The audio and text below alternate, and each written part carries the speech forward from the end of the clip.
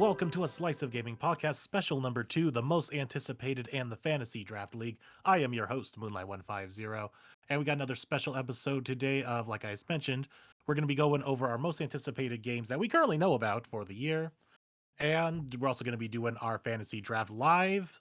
So if you're an audio-only listener, sorry, there is another visual aspect to this episode, because we're going to have another slideshow for the most anticipated, then I'm also going to have a live screen recording of us drafting our games. I'll go over the draft rules as we get there, but we're gonna have a little bit of fun just talking about the games that we currently know about within 2024, and we're just gonna talk about which ones we're excited about. Just like with the Soggy Awards, where everyone voted for their favorite games from 1 to 12, we also did the same thing here for their most anticipated. So we got a nice ranking here. I kind of gave it a nice little name here. Let's pull it up. We have the 2024 most anticipated by ranked choice voting, a Slice of Gaming podcast countdown slideshow extravaganza. Look But- at you. Fancy But- schmancy. He's getting into it now. Yeah, I'm getting into it. I like PowerPoint now. But Hell we're gonna yeah. introduce that everyone's here. We got like the whole house, -1. Rest in peace, Cyber. He's the sickness got to him. So we're just He's gonna dead. introduce. Gonna go down the roster here. So first off, we have Beef Hammer. Wait, this is a podcast? I thought we were playing Sea of Thieves tonight. What the hell? On PlayStation 5? Yeah, No, not Oh, yet. no. Shut up, Wolf. On Switch. Shut up. We got Bench. Hey, happy to be here. We got Dark. How's it going, guys? We got Fusion. Silk Song fans unite. With a peanut gallery himself, Bot. Something Cyber couldn't be here, so I'm in his place. Navi. Silk Song's dead. What the? We got Wolf. I mean, listen, Navi's kind of right. Silk Song kind of dead right now. And the best member of the server himself, Jat. Hey, I'm excited. Yo, I feel like Wolf Among Us 2 is coming this year. I can feel it. It's gotta be. I'm right here. The wolf is among us. he is You currently are among right. us. I'm right here. Oh my god. All right, so going on to the slideshow, we apparently all have a very wide taste in games because there was very little overlap, even though it will kind of look like it that we kind of voted on the same stuff when we get towards the higher end. But just FYI, there are going to be a lot of ties. I'm going to be listing off a lot of games here. Probably a lot of games that you guys don't even know about. So let's get started. We're going to maybe just blow through this a little bit because, I mean, there are games that aren't even out yet. How can we talk about them so much? So we're going to get started with our first choice here. With just one singular point each, we have the Dungeons of Hinterberg and 33 Immortals. Only Xbox, sitting forgot at- about that game. What even is the first game? It was at the that Xbox Showcase. Xbox Showcase. I That do is not remember the that game really. whatsoever. Yeah, go ahead, Dark. No, that was it. Oh, that is the really cell shaded one that personally kind Oh. of hurts my eyes, but I respect what they're doing. I know what you're talking about because I'm pretty sure we both said at the same time this game hurts our eyes, like when we were Yeah. watching it. Yeah. Now, 33 Immortals, on the other hand, Yeah, that game is that's sick. that's a banger right there. That's my number When did 12. your Xbox come out, man? Well, let's calm down. Is it an Xbox exclusive? I think they I just. don't know. Is I it don't think it is. I don't think so. Exclusive. Is it not? I swear I No. thought it was. Let's Okay, I look think there now. Yeah, I think it's just a Game Pass launch. Yeah, because it was shown at the Xbox Showcase, so it's coming to Game Pass, but No, it's only on Xbox. I just checked. Xbox and PC. yeah. Oh. Xbox PC. That's pretty cool. Over for It's a your cool vision. concept for a game. Why Yeah, I say just- specifically makes no sense, but you know. Yeah, I just like the idea of like raiding with 33 people. That just seems like a fun. I don't even know chaotic 33 mess. people. No, Yeah, I that's mean, the yeah, problem. you're It you're looks definitely cool. going to be using like random matchmaking, but I don't know. It just seems like a I- crazy fun concept. My only hope is that it's not one of those multiplayer games where like 33 people joined the lobby and then it's like one person leaves because of internet. Okay, let's restart the lobby, and it's like, oh my Yeah. God, I have to do this every time. I hope it's Pretty scale. bad about that. I always just like join in basically. Like, It oh, gave someone- Hades vibes, didn't it? Like the Yeah, gameplay. like gameplay looked kind of Hades-ish. It looks fun. I'm actually into it Yeah, it looked interesting. Plus, Game Pass is always a bonus to check these things out. for Same sure. with Dungeons of Hinterberg, because there is I got a Persona fan, got to bring everything back to Persona. There is a social aspect of it that looks very interesting, as well as the dungeon crawling in this game. So that's what I'm excited for in that. It's just that frame rate on the trailer. My viewpoint is if you have bad frame rate in the trailer, it's like you made the trailer. So like what does the final game look like at that point? But yeah, I mean, I don't know. Hopefully they figured it out. All right, so moving on. We have I didn't even fix that. So we had a Pal World tie and Sandland tie. Man, I forgot to swap those last two when I was making those last How? two changes. Power World is like I feel like there is a 90% chance it's bad, but that 10% chance that it's good makes me really excited. Yeah. I mean, it comes I out like next, them. in like a week and a half. I say, It's gonna I be thought it was everywhere on now. Twitch. As This game's as the gonna be big. as the person who voted this their number 11, I don't know. I guess no one else is with me on these, but No. because these are both Power World and 33 Immortals. I was the only person who voted for them, but Power World specifically, Wolf, you're 100% right. This game is almost assuredly bad, but I think there's gonna be some like really fun There's gonna be like a nugget of it that's worth getting into. Yeah, it's like one of those games where like if you play with your friends, you can figure out a way to make it fun because it's just such a ridiculous concept. It looks like a fun streamer game, like a streamer playing it and you're Yeah. just watching. It's like this looks so dumb. And I That was didn't, what I imagine being on crack feels like. I didn't vote for Sandland, but that recent trailer, honestly, was pretty surprising just because it looks a lot better than the original Yeah, reveal, that which release day trailer actually sold me on it with like, oh, this vehicle combat actually looks really interesting. it won't be a day one, but I mean, it's definitely going to be later this year for sure. I'm just Alright, a so- fan of that Toriyama art style, and I know this is kind of like one of his original art works, so I'm intrigued to see like what the vibe is. All right, so now moving on from my broken slides that actually do have accurate. We got the three-way tie of Alone in the Dark, Metal Gear Solid Delta, and Penny's Big Breakaway. Delta this low, surprisingly, huh? I think so. I was Delta. I put that as my number 10. I'm surprised no one else did. I Like, just say no I one- didn't put it on my list at all. The thing I'm with not- Delta is it's a 1-to-1 remake. Like Yeah, it's really weird how they're doing. Like, I think they're even reusing the same old voice lines too. no, it's literally like a 1-to-1. Like it is just Snake Eater again. But also, I haven't played Snake Eater in like 6 years, so I'm like, hey, you know what? Only Give us 6 better years. graphics. I think my thing with Snake Eater is that when's the last time like Konami has really released the game like to this magnitude, and B, yeah, like is it even coming out this year? It's like I Yeah. still feel like there's so Doubt. many questions around it where it's like I didn't want to Didn't put it PlayStation up here. confirm it? PlayStation it's- confirmed it along with Stellar Blade that it's gonna be this year. And the thing is, like, it's 1-to-1. Like, they're just giving it a new coat of paint. I don't think they're gonna fuck this up. Here's my thing. Okay, go ahead, Vic. No, I'm about to say, like, it'll be very impressive if you fuck this game up. All How I'll much did you say- use it, like, I have 10 times more faith in this than the Silent Hill 2 remake. That just looks like That's ass. I have zero faith Wait, in that. how does game. that look like us? We haven't seen anything of it. We saw that. Well, it's Blooper Team. That's It's all. Blooper The Team, ass That's, you need. that's how we know. Like it's just like they are trying to remake one of the greatest survival horror games of all time, a game that really doesn't need to be remade because of the style of game that it is. And the moment that I was like, this is going to be absolute dog shit was when that leaked listing of the DLC. It's like, explore Pyramid Head's backstory. And if you played that game, you know that's fucking stupid and makes no sense. But hey, you know what? Silent Hill 2 remake. Let's get on the hype train. No faith. It's I kinda think trash. Wolf will be happy to know. Spoiler alert: the Silent Hill 2 remake is not on the list here. No one voted Wow. for it. No I'm one voted for it. shocked. Yeah, that is good. Thank I God. thought about it, but I didn't put it on my list. There's a Penny's chance Big it Bre- could be good. Penny's Big Breakaway looks interesting. Yeah, Who- so who this listed was on? that's this a is Sonic what Mania I thing, right? yeah, I put this one on here. I was really impressed. Was it at a Nintendo? Yeah, it was a or- Nintendo Direct. It was a Yeah. direct. I really love what like the mechanics, like everything looks so smooth and like it looks like a great little 3D platformer. I think this is gonna be like this gives off like major Tinykin energy where it's like I Oh, don't yeah. think a lot of people are gonna play it, but the people who do are gonna be like, no, this game like deserves a top 10 list for an indie game. They have a lot of it gives off a lot of like Sega Saturn vibes, which is kind of like a weird thing to like go back for a retro thing, but you look at it and it's like that does have a like very distinctive art style. I don't really think of many games having that art style in the modern time, and I'm a real sucker for it. Yeah, correct me if I'm wrong. I think this is the Sonic Mania team handling this. Yeah. And that was Yeah, and really that's just dope if you immediate can- like, yeah, we're good. yeah, this game is like in good hands. And then Alone in the Dark, I voted for that, and I'm still torn about it. We know what's weird about it though. I was just on Open Critic the other night, and I thought Alone in the Dark was originally slated for January, and it's still slated for January on Open Critic. And it like confused me. It gaslit me thinking, wait, is it coming out in like 2 days? No, it got pushed to March. So yeah, I'm suddenly having a lot less faith in this game.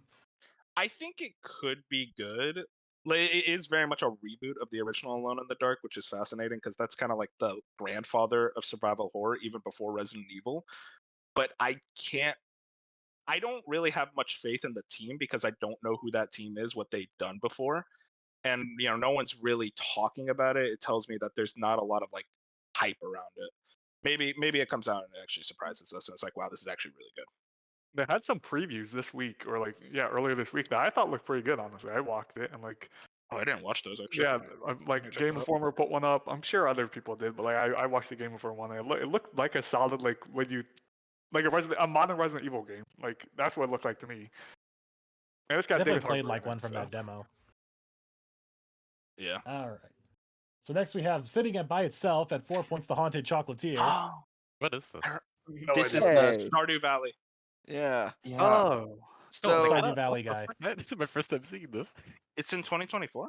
no, It's- that's the thing. I It's a didn't TBA. realize that.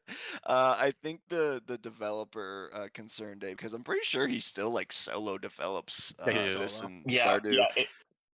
It's one He- guy. Yeah, he I think he said like 2025 at the earliest, and I didn't realize that until afterwards. I'm like, well, I'm still really anticipating this game because I think it's like a really cool idea. Like, And it technically doesn't have an official 2025 release date, so it's allowed to be here. there we go, perfect. But yeah, I mean, essentially, it's Stardew, but like you're trying to take over it. It's like Stardew meets Willy Wonka and the Chocolate Factory, but with like ghosts. It has But a it's nice aesthetic. it's essentially the same gameplay loop, just with a slight different theme to it. But Stardew's so good that it deserves it. Oh, definitely. Like as someone who's spent like 100 hours during lockdown on Stardew, I'm definitely excited about Concerned Apes like next project. But he's also coming out with a big update for Stardew as well at the same time. So it's crazy how much he's doing at once. That's impressive. He just built this, right? Didn't he sell Stardew Valley? Yeah, he did Stardew Valley on his own. No, didn't he sell it? I Oh, thought he sell got it? off that project. Yeah. No, he's Oh. still working on it. He's very much still like involved with Stardew Valley's development. I think he just got some help. I will look it up. Yeah, I think he's got a Yeah. team now, but he's still like head of the project. It's like Toby Fox basically, where he does like 90% of the work, but like the other 10%, there's actual members helping out. All right, then moving on to next. With 6 points, we got Didn't the make tie of Metal list. Slug Tactics, Pacific Drive, and Stellar Blade. Wait, so who else put Stellar Blade? I put Stellar Blade on my list. Hell yeah, Fusion. Sony Pony Unite. Yeah, Like, you know, I you wanted to have put Stellar Blade on there, and I thought about it. I don't think it was am I really high. excited? I think Stellar Blade was like 10 for me, but it was on my list. It looks good. So It- it's just it- weird they've been so quiet. Yeah. It's not. It's very much. So from what I've heard, it was a thing where like they were having issues with the combat or something like that, and they were just having issues in development. And Sony went ahead and bought them or not bought them, but like offered the exclusivity to allow them help and resources to be able to finish the game and make it like as good as possible. So I'm fine with the delays. I think it's going to come out as a strong product because it just looks like a fun as hell action game. And, Oh yeah, if they can nail it, then they'll nail it. for sure. We need to hear something about Metal Slug Tactics like yesterday. Like, Dude, where is where that game? is this game? I forgot this game wasn't out excited. yet. Like, I thought I it came remember out. I am a It made- huge Metal Slug fan, and I just forgot about it completely. It would have It been made on my one list. appearance at Summer Game Fest, and then we never heard about it again until one tweet saying, "Oh yeah, we're delaying it until next year," and that was back in 2022, going into 2023. They're pulling a Soak song. Okay, we'll talk about Silksong later. Don't Oh, buddy. worry. Would you Was it, believe that Silk Song is not on the list? No. There's Was it, no was it, way. I'm about to say. that Stellar Blade game? I remember when it was first shown. Didn't people think it was like Parasite Eve or something? Yeah, People believe thought it was so. Parasite Eve. Yeah, I was just saying when it first showed, people were like freaking out because they're like, "This is," and then its first initial name was like Project Eve. It's like Yeah, something- that's why people thought it was that because didn't help. Eve. And it's like, what? I think it's gonna be a solid experience. I also just love like Sony investing in Korea, and like that's a budding emerging market, especially after the success of Lies of P. So they very clearly want to like try to get some more devs from there to involved in their fold. And then who put Pacific Drive? That's me. Yeah, I'm I actually mean, I'm really I feel interested. bad for Bob. He got all the like. No, the yeah, niche I'm picks out like of the way. I'm hitting 100% right now on every single slide. But yeah, I mean, Pacific Drive, honestly, it Looks just very neat. yeah, it's looks cool. I think I saw like some Giant Bomb previewed it the other day. It really looks like a car roguelike. Where you just like keep like driving through this like anomaly thing, but you like upgrade the car and like there's like a little bit of combat, a little bit of objective, and it just seems like one of those games where like I can just space out and like play, do a couple runs and call it a day. But I love driving, and I don't always love roguelikes. Like I got to be in the mood for it, and I'm definitely in the mood for one. So I'm excited for this to release. It gives Sounds off like a a lot of bomb-ass game. Yes. yeah, really. It gives off a Twin Peaks energy, which is always Oh, kind yeah. of a W for me. 100%. It just feels like a game that should be coming like day one on PS Extra, and I would totally play it if it was. I think it is like I a think it is. PlayStation PC Did they announce that? exclusive. Yeah, it's It's exclusive, I know, but exclusive. I don't it's like know if I it's was expecting like it to be one of those games like Stray where it comes to PS Extra day one. So with that, you're gonna have to wait till like February starts. PlayStation waits until like the upteenth minute to announce a game is coming to Extra. Yeah. So that's what I'm hoping. I'm fingers crossed, because then I'll definitely check out the game. Yeah, see, Dark, I'm even on my exclusives. I got one for each side. Oh wow. Exclusivity Next, still we're moving sucks. on to 7 points with Luigi's Mansion 2 Dark Moon HD. Oh, wow. Who voted for this? Who you think voted for this? Okay. Oh. Jat did, not me. I don't wait. Am I There's being only- accused? There's only got two paid. Yeah. people who would have voted for this. It was One me. person I forgot voted this for game this. was coming. Oh, I, wait, I it's actually one. got accused. Who Go was ahead. it, Jat? It was Jat. It Yeah, had to be Jat. Yeah. It was me. So yeah, I'm excited for this. Even though I played the original Dark Moon on 3DS, which when you think about it, that was like 10 years ago, which is crazy to me. Oh, that is insane. Yeah, but like I know people had issues with it in that it wasn't like the first one or the third one, but like these like I guess these mini mansions. But I still really liked it, and yeah, I'm looking forward to playing it again on the Switch. Yeah, I didn't have it, but I mean, like, I love Dark Moon. I don't understand the hate it gets, so I will be playing this as well. Yeah, this is the only Luigi's Mansion I haven't played, so I'm actually really excited for it as well. I'm a big sucker for that franchise, and from what we saw in the trailer, they look like they're gonna do more than just touch it up. I like that it switches up like different buildings and stuff. Maybe that's a small thing, but it's fun. I want to point out, I could have put, I didn't put like remasters, other than like Delta. So like that would have changed up my list apparently, because apparently Jat's over here putting in the HD Luigi's Mansion. I forgot this was coming out. Yeah, it's very, like one of Are the there- wait, Nintendo's Wolf. like more forgettable releases right now. Wolf, you What's didn't up? put Paper Mario on your list? No, I did. Okay, That's a okay, remake. Okay, good. I don't really thought we know were gonna any other we were gonna have beef. remasters. We were gonna have beef. Apollo with something. Justice Trilogy would have been on my list if it was like allowing remasters, but Oh, I fair thought it was enough. kind of unfair.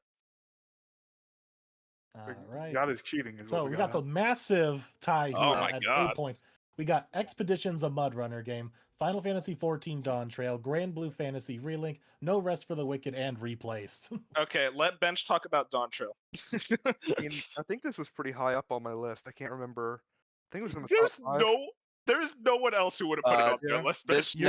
This would have been number 5. Yeah, you're right. Yeah, so I mean, I wasn't that hyped for the DLC. I mean, I know it's gonna be good, but I wasn't like sold on it until the recent Fan Fest, where now I'm just like it's one of my most anticipated of the year, and I'll be there day one, and I'll probably beat it in a weekend because that's all I'll do.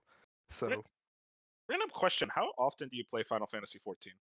it used to be every patch cycle until 2023 happened, and I'm like 2 patch cycles behind now, but I'll catch up in the next couple months. Washed I also up, have a man. random question. I don't know very much about this expansion, but it's been described to me as Margaritaville, the Final Fantasy expansion. Your thoughts? I mean, it's definitely going for the summer vacation vibe, but also somehow has like a futuristic GPU city, so that looks pretty fun. And then, I mean, they're doing a complete, not graphics overhaul, but a graphics update. And I like what they're doing because they're not like making it look super modern. They're pretty much touching up the strengths the game had with this art style.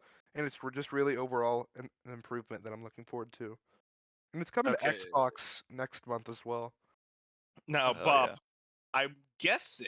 This is just a wild guess. Safe Expeditions. assumption. Just a guess. Expeditions. So when is first. you started with bench, I thought you were going to me with expeditions. But yeah, this was also my number 5. In a very similar way to Pacific Drive, I love games with cars, and I'm a staunch defender of SnowRunner, which is, I mean, they say it's a Mud Runner game, but like this is also from the team who makes SnowRunner, and I think in a similar vein, because I don't think this game's on the list, Flight Simulator 2024. It seems like they're finally adding more objectives and missions to do, which is great because like the base driving in the game is so good. It's like, I mean, stick with me here. It's almost like a puzzle game with how you have to navigate the terrain, because you can't just hit the accelerator and expect to get from point A to point B. Like the terrain actually presents issues. You can get stuck. Sometimes you like literally flip your car, have to go get another car to tow out the first car, and then like figure out a way to get both of them back home. So the fact, and like honestly, like SnowRunner is good, but it's very basic, and it sounds like they're really taking the objectives to the next level. So I am very excited for this one. And like even looking at the promo image, like there's got drones in there now, so who knows what they're gonna be doing with that. Yeah, they got a lot Definitely. of fun toys. I've never touched their previous games. I don't know if this is something I'd buy day one, but it's definitely like on the radar for sure. Well, you gotta go try out either Mud Runner or Snow Runner. Yeah, you might as well go try out the older ones. That'll be your test if you like them. I did a bit of Mud Runner; it's very interesting. That wench is just very it's addicting to use. Yeah, there's nothing more satisfying than getting like stuck in the mud or the snow and just like figuring out a way to like get yourself out. Oh, it's very satisfying. The physics engine in this game is very satisfying. So I gotta know bet. who put replaced here, because I Someone completely else? forgot about that game. Am I the only one? I don't remember picking Well, at dude. 5, but I guess I did put it down. I actually did, because obviously my big issue with it is it's been a while and we've heard nothing, but like everyone else, I really did love that first trailer. I love 2D pixel art like games, especially I think it's supposed to be like a brawler. It is just like a fighting game. So I'm interested in it. I put it pretty high, mostly because like I like new IPs, I like small interesting games, so but yeah, I'm really like almost a little worried that they still haven't said anything about it, but I'm just hoping. We got a whole year. I know, yeah. Bob, did you not put No Rest for the Wicked on your list?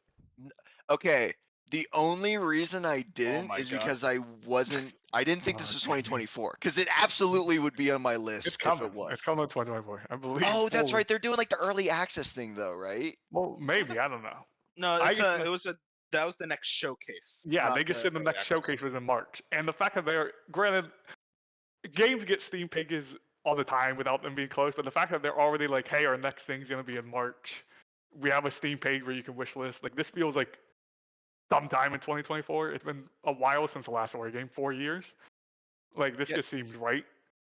No, it says, I just looked it up, revealed at the Game Awards, this game will have an early access launch for PC via Steam in the first quarter of 2024. And Okay, then that's good, though. PS5, Xbox expected later on. Yeah, and it's like, it's probably like Hades, where it's like, it's still going to be a good game when it launches in early access. But yeah, honestly, I totally spaced this one.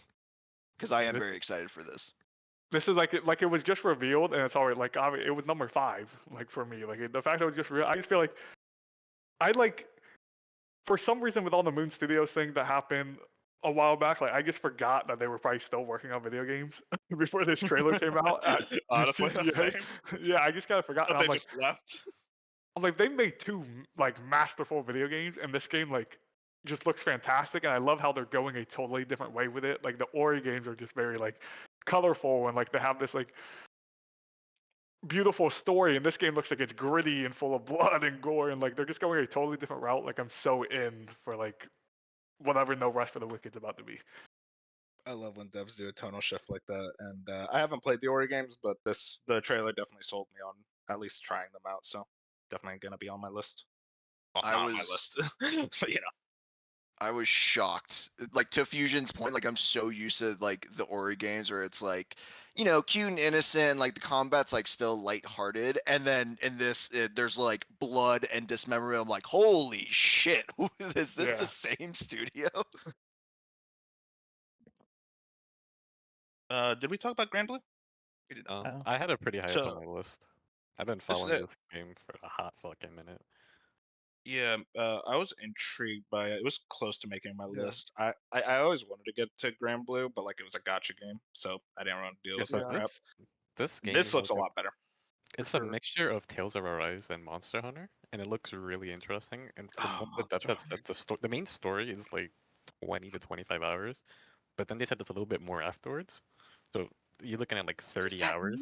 Mean. I'm guessing maybe like 30 hours for the main story. I'm getting But okay. it So as looks- someone who everything played they the sh- demo last night, I could probably guess.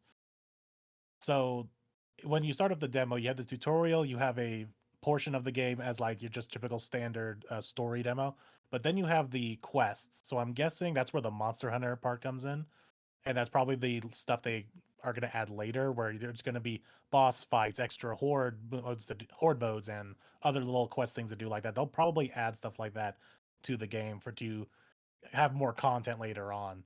And I gotta say, I was like kind of mid on the game throughout most of the story demo, and then I hit the first boss fight, and I'm like, oh my god, okay, I'm actually kind of into this now. And then I played the quest boss fight that was just like a side quest to do, and that was even better. And so I'm like, I'm all in because these boss fights are insane and I love them. And in the trailer that they show at the end of the demo, they kind of highlighted a lot of the big ass bosses that you get to fight. I'm like, okay, I'm in.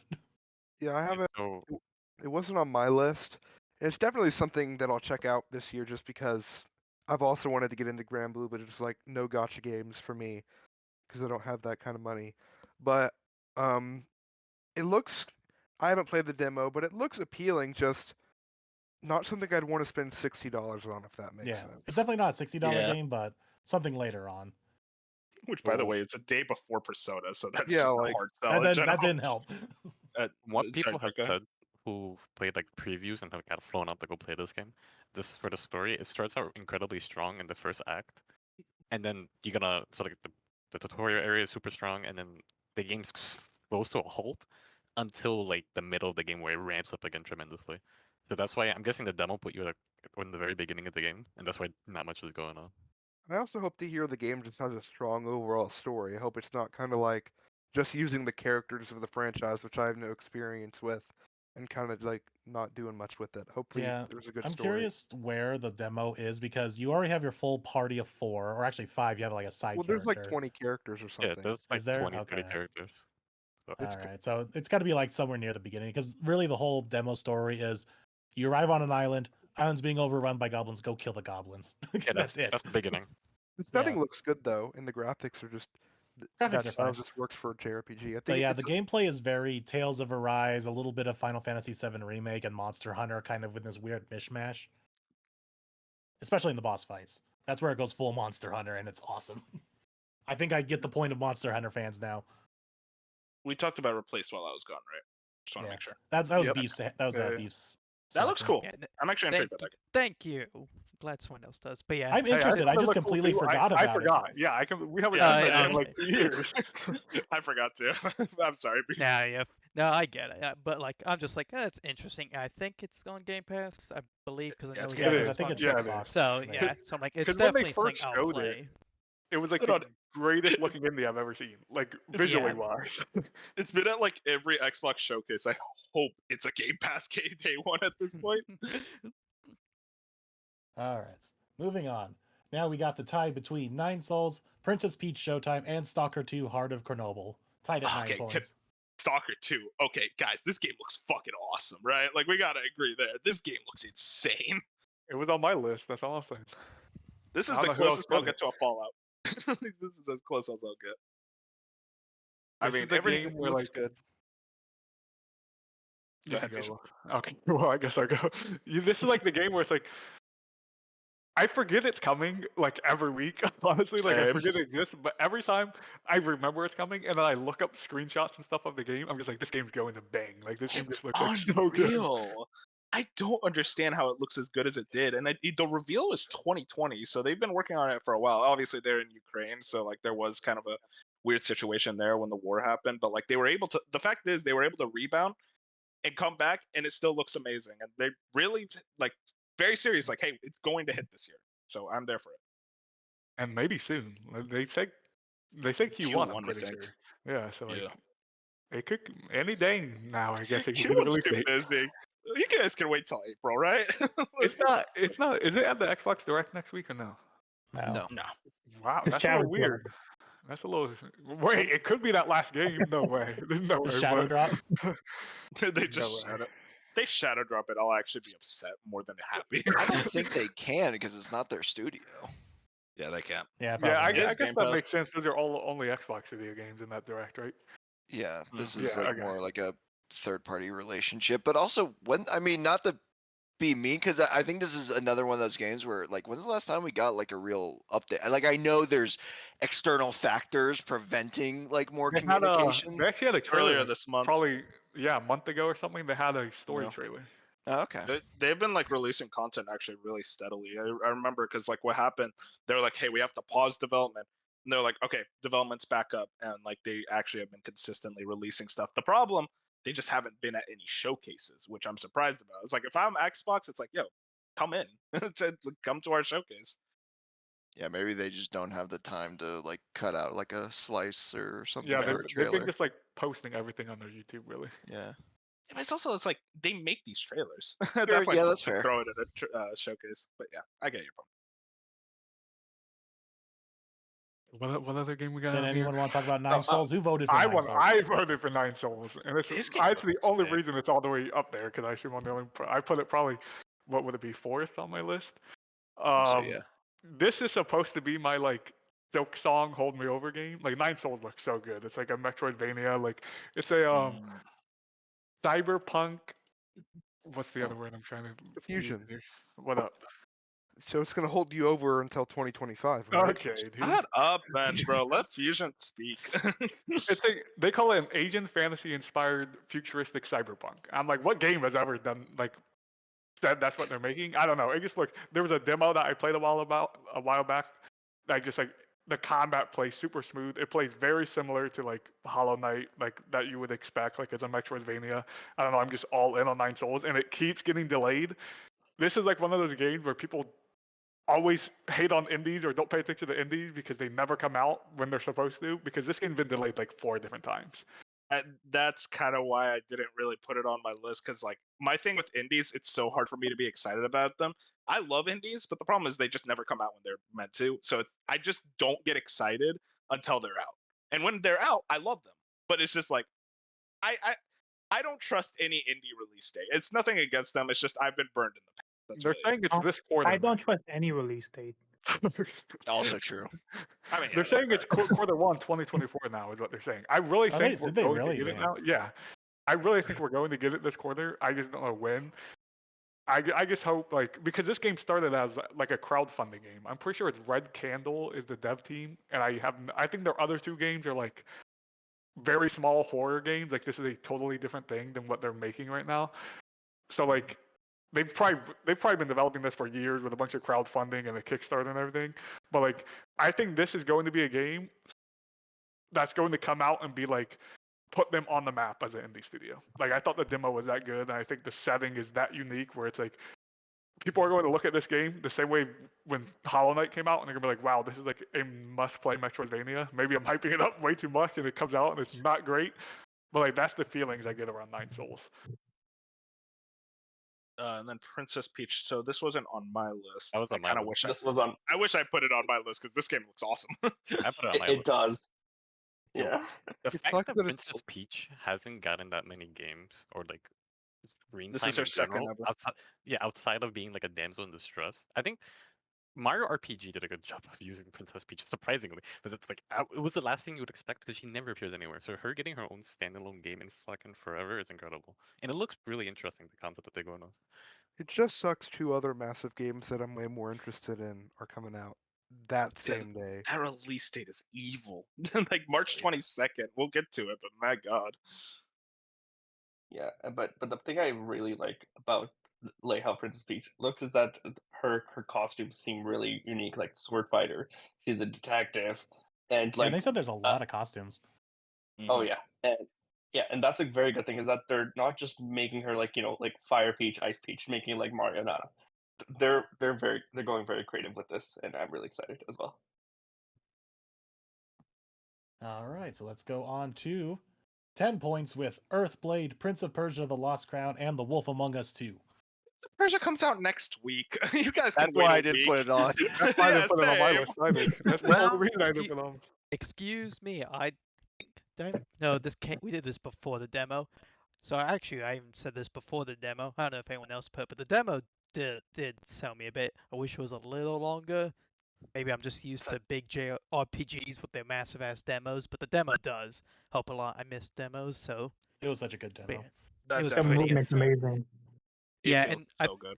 I think like we get Metroidvanias as well, but the ones that like really focus on movement, the Oris, the Striders, I actually like Guacamelee too. Like when they come, man, those ones that hit really nice. So I'm glad to get another one, and it's actually a good Ubisoft game, which like a really good Ubisoft game, and as people have said, like when they actually try, they do make very good games. The same development team as Rayman Legends. I just want to point that out, and that's like one of the best 2D platformers of all time. So I have full faith. You look at the reviews, and everyone is very, very happy with this game. So I'm really excited to see what I'm excited to get my hands on it, but I mean, I could wait a week, so I didn't put it on my list. And then who put Earthblade? Because I've never heard of this game until I saw that. That's a base Celeste pick. Devs. Yep. Celeste Devs.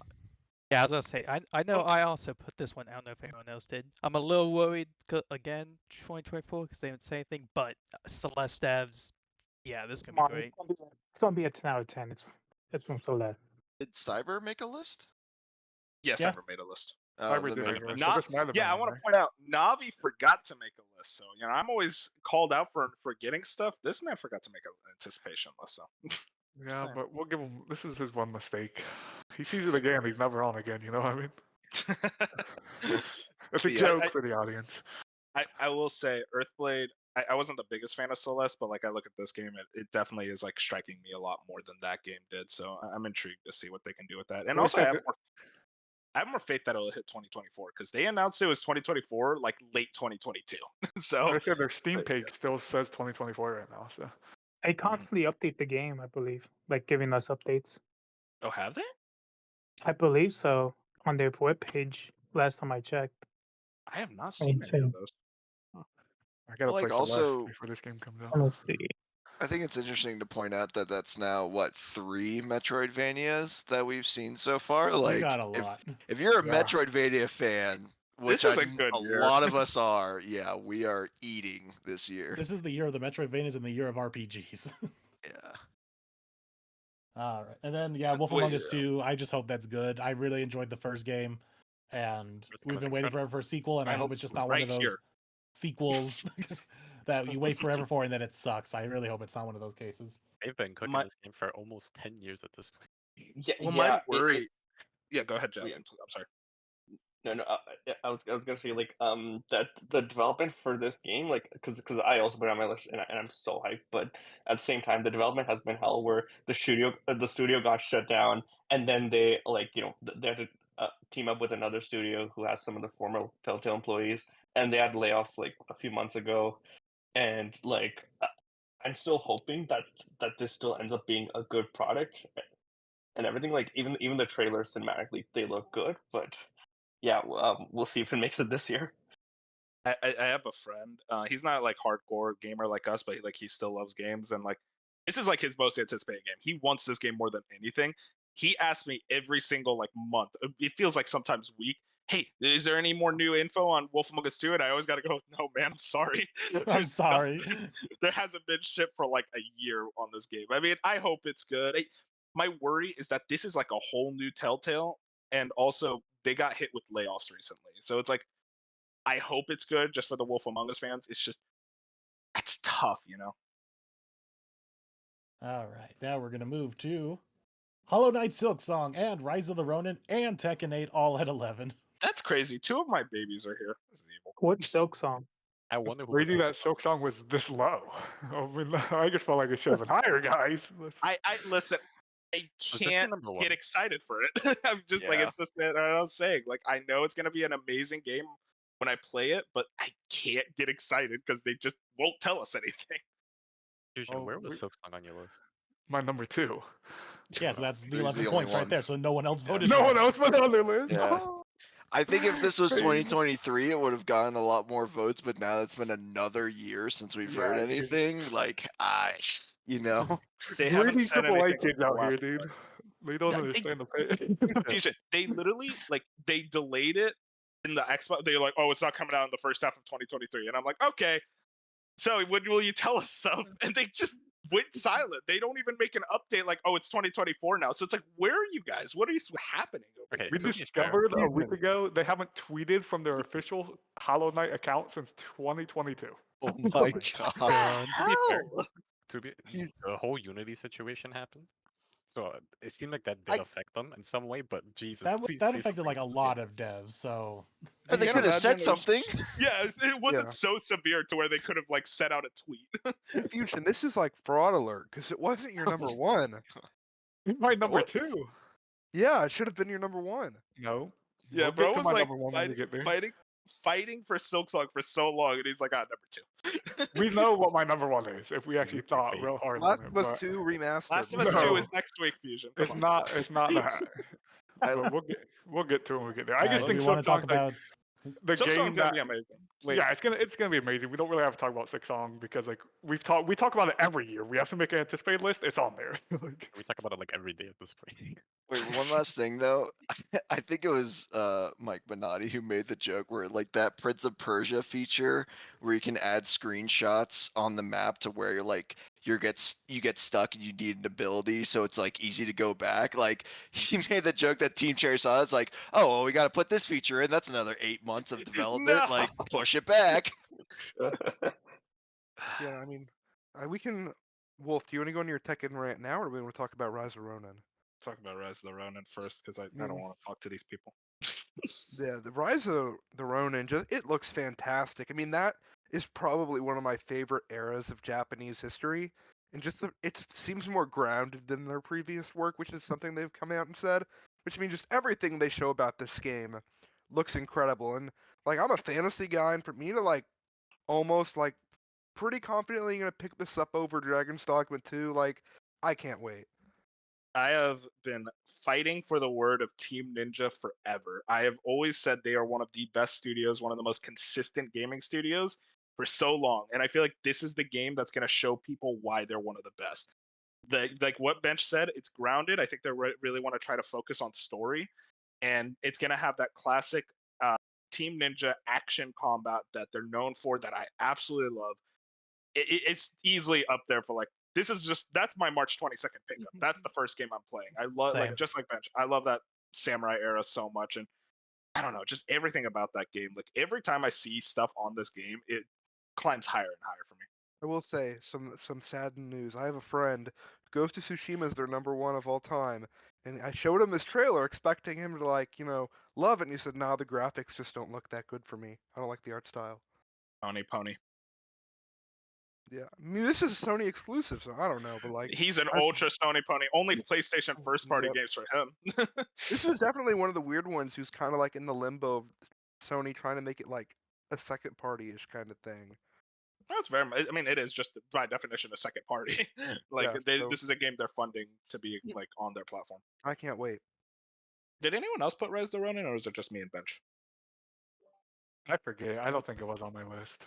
But I am excited to play it. But if it was on my list, it was like 11 or 12. So Hey, so who else put Tekken 8? Hey, Okay, guys. You know what? Yeah, I rough can't crowd. do 3D fighters, bro. He's a Listen. rough crowd. Maybe Rough Cyber. crowd. No, he didn't. This was my number 2. Fucking Oh. like this is listen, Tekken is one of my favorite fighting games of all time, and this is just the ultimate Tekken game. They're just making the best Tekken game. They're doing that. It's like what they did with Pikmin 4. They were like, hey, they just made the best Pikmin game. This is my Pikmin for this year, where I'm gonna be the only one who puts it on the 2024 Soggies list, and I'm gonna be angry at all of you for not respecting Tekken. They just been consistently making the best fighting games for like 25 years.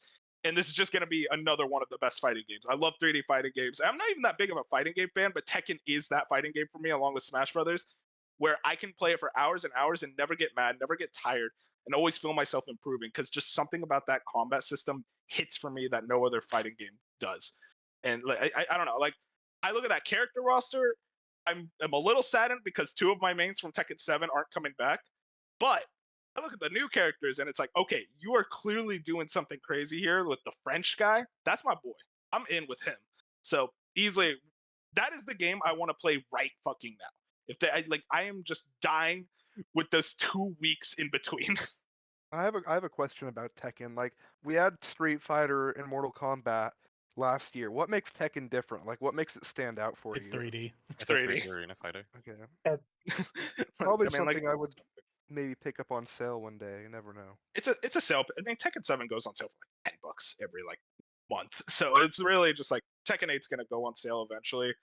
Especially with like they're gonna consistently update it with DLC. Tekken 7 was getting DLC like up until like 2 years ago, before Tekken 8's announcement. So I'm gonna support this game for a while. I have full faith that they're gonna nail it. I will say, the recent trailer with Brian Cox narrating like the Tekken story so far has to be That was so one of sick. the funniest things I have ever seen for like video game marketing. And then Tekken- like the Go ahead. follow up with like Drewski and Like a Dragon, like I don't know why like marketing's so funny right now, but yeah, that was an awesome video.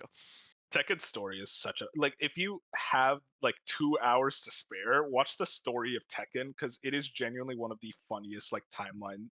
It's like one of the funniest fighting game like stories of all time. All right, moving on to the only game with 12 points. College Let's football. go! This is a win for sports. This is such a win. Yeah, this was Fusion's so a fraud. Okay. if you do the math, this is my number 1 game because I'm the only one who voted for it. I should have. I'm sorry, Bob. No, you're good. Yeah. So, a little background on this franchise. NCAA football was like it would run with Madden every year. And then they got in legal trouble in the early 2010s because they weren't like they were paying like for name image and likeness, like I think it was like $50 to like $500, like one flat check, and like it was obvious they were using the likenesses of these players, and most players didn't care, but a couple players, like especially like former players who are now older, sued. So then the game had to go away for a while because they didn't have the legal rights to do it. But now that college football is embracing NIL, which is name, image, and likeness, EA Sports now has an avenue to bring this game back. And if you ask most sports fans, I think the majority of them would tell you they preferred NCAA over Madden, and I am absolutely one of those people. NCAA Football 14 is my number 1 all-time game. It's probably the only game I've put more than like 2,000 hours into. Like I've pulled all-nighters like every single summer for like 4 years straight, playing this game like on like summer break. Now that all being said, like it's probably going to score like a 73 when it comes out. Like I have that's the issue with this. I have no faith in EA Sports, just based on what Madden has done the last few years. Is it the but same team? Yeah. so it's not the same team, but like it was always the weird thing with NCAA was like it would usually pick up on like Madden scraps for some reason. Like they like even though they were developed like in parallel, like it always seemed like Madden would get like a feature first and then NCAA would implement it. Now obviously they're they're different they're still like different in like obviously Madden or NFL and college are different, but yeah, I just honestly my main wish is I want online dynasties back. I want to take my crappy alma mater that has never been ranked in football ever and win like 23 national championships like with my friends. That'll be fun. What makes this different from Madden? Just the So roster, maybe? I'm sorry. Just the roster? So basically, I think what makes this game so much more fun is instead of 32 teams, there's now I think 126 colleges in Division One, and honestly, like the reason this is like one of the reasons that I like college football as a sport overall is because every school has their own fight song. They have their own traditions, whether it's like touching a rock before running out of a tunnel or having a like old school what is it like the caravan that you take on the Oregon Trail, run out with your team like with real horses, or like a literal buffalo, or like all of these like crazy wacky things. They all have their own like chants and their own fight songs, and like every stadium is different. And then like the rivalries, even though it's hard to showcase in the game, like there are schools that hate each other, and you don't get that kind of like camaraderie in the NFL. I mean, everyone has their team, and maybe there's a bunch of teams that like most people don't like, but it's just more varied and different. And the other thing is it's college, right? So you only have a player for a max of 4 years. So the rosters rotate faster, and now with the transfer portal, like there's probably going to be more ways to like change up your roster, and you're going to have to account for more, and so there's going to be a lot of hopefully gameplay elements that change it up. And the I'll jump. back. Yep, sorry. You can go ahead first. I say, and the jump. I don't know how they did it, but NCAA games genuinely feel different to play than Madden. Like you would think they both play the exact same way because they're both football games from EA Sports, but no, like the way NCAA controls, I always felt like was way smoother than Madden. Like I always liked the way that NCAA felt like when I'm controlling my players, just going through like the actual gameplay aspects. I think majority always preferred the way NCAA controlled and played, and it's also Madden. This was the time when Madden was getting into Madden Ultimate Team, and it looked like Madden Ultimate Team was becoming the number one thing for players in Madden, and luckily in NCAA it was still the online dynasties, and people still love online dynasties and just dynasties in general so much that like when you think of Madden now, you only think of MUT and Ultimate Team and pay to win stuff, but when you think of NCAA, you always think of dynasty and taking your alma mater and all these teams and doing that. It's a totally different experience when you think of NCAA games and like today Madden games. Yeah, I'll go ahead. I was gonna just say, Bob, I'll back you up. I'm a fraud too. I should have put this on. I think my main concern is, yeah, it's been 10 years, but you're right. Like the last ones, those dynasty modes, I don't think anyone else understands. They are incredible for like what you said, and like just fighting other teams to recruit like those top prospects, even when your crappy team has like no reason to actually recruit them. But if you get them, it's just gonna shoot you up. Yeah, I'm with you. Those old ones are super good, so maybe I should have some faith, but like, yeah, just seeing what Madden is, I'm like, I could see them, just not putting in the effort, but maybe they will at least for this one. So, Yeah, let's hope. And that's what I was gonna say. Like specifically with dynasties, there are people, me included, who kept their Xbox 360 or PlayStation 3 because this isn't backwards compatible with any of the newer consoles because of the legality issues. They keep those consoles literally just to play this game. Like copies of this game go for hundreds and hundreds of dollars compared to most 360 and PlayStation games because they're so sought after. And then online, like they have like if you look up like NCAA 14 modded dynasty, like people took because once like PS3 emulation got pretty good, they ported the game like with emulation, and like now they've completely modded it on PC emulators to like have the playoff, have like updated ESPN graphics, have updated teams. Like there is still such a strong community around this game for literally over 10 years of a game being dead. It is incredible, and I think I am cautiously optimistic because I will say last year EA Sports put out their first golf game in like 8 years, I think, and it did okay. And like it was good, but I don't think. And to their credit, they supported it throughout the whole year. Like they were constantly updating it. But like it wasn't amazing, so I really just like I'm scared that they're going to mess it up. But like it's hard not to be excited about this game. How quickly will you run if you see Ultimate Team? So Oh, that's it's the there, thing. 100%. It was in 14 because Yeah, it was. Oh, It was. they, That they was the had first year it. they added it. That was the first year they added it, and they took down the servers. I think after a year, like once the legality issues really started ramping up, they took it down pretty quickly.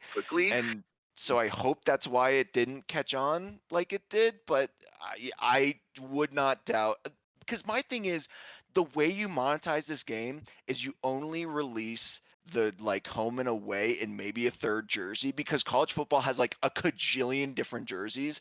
Put those all out as uniform pack DLCs for like 99 cents or $2 or probably $5. People will buy those, me included. I will spend $100 on just uniforms. You're the Uh, problem. I am absolutely the problem. It will For be this in there. game, I am the Ultimate Team's problem. in the game. I would put my entire life savings that this game has Ultimate Team. Sadly, I'm just hoping that the core, and they've said, and the EA Sports has come out and said their main goal is Dynasty because they know how much it mattered to the NCAA fans. So I think Ultimate Team will be there because it always is going to be there in an EA game now. But like, if they're putting enough focus on Dynasty, it doesn't matter about the Ultimate Team because you don't have to touch it. Good to hear. Okay, now That's that a we got all win. our listeners back. That's a win for sports right Yeah, there. put a timestamp how in are so we they gonna know when to skip this? leave and come back. All right, so now moving on to games that got more than 1 point, because we've reached the 12 now. So all these games going forward, at least more than one person voted for. So now we got Elden Ring: Shadow of the Why? Erdtree. These frauds. Wolf, This Wolf, is not was a this game. your I didn't think a Wolf, DLC. This was my. was this your number This was one? number one. Yeah, of This was course it my- was. They This just would said, have been "Hey, my number one too. wait, What? okay, No, this please was my don't tell number. me Bench is this the is my only num- other one." It was me. I put it as my number 12. I mean, Fusion math is a math. fraud. Fop is a fraud. Navi is a fraud. Jad is Yeah. a fraud. Beef I is a didn't fraud. add it as Moon number is a one, fraud. Dark is a fraud. Fraudulent DLC. ass listeners. Craig's a fraud Literally, too.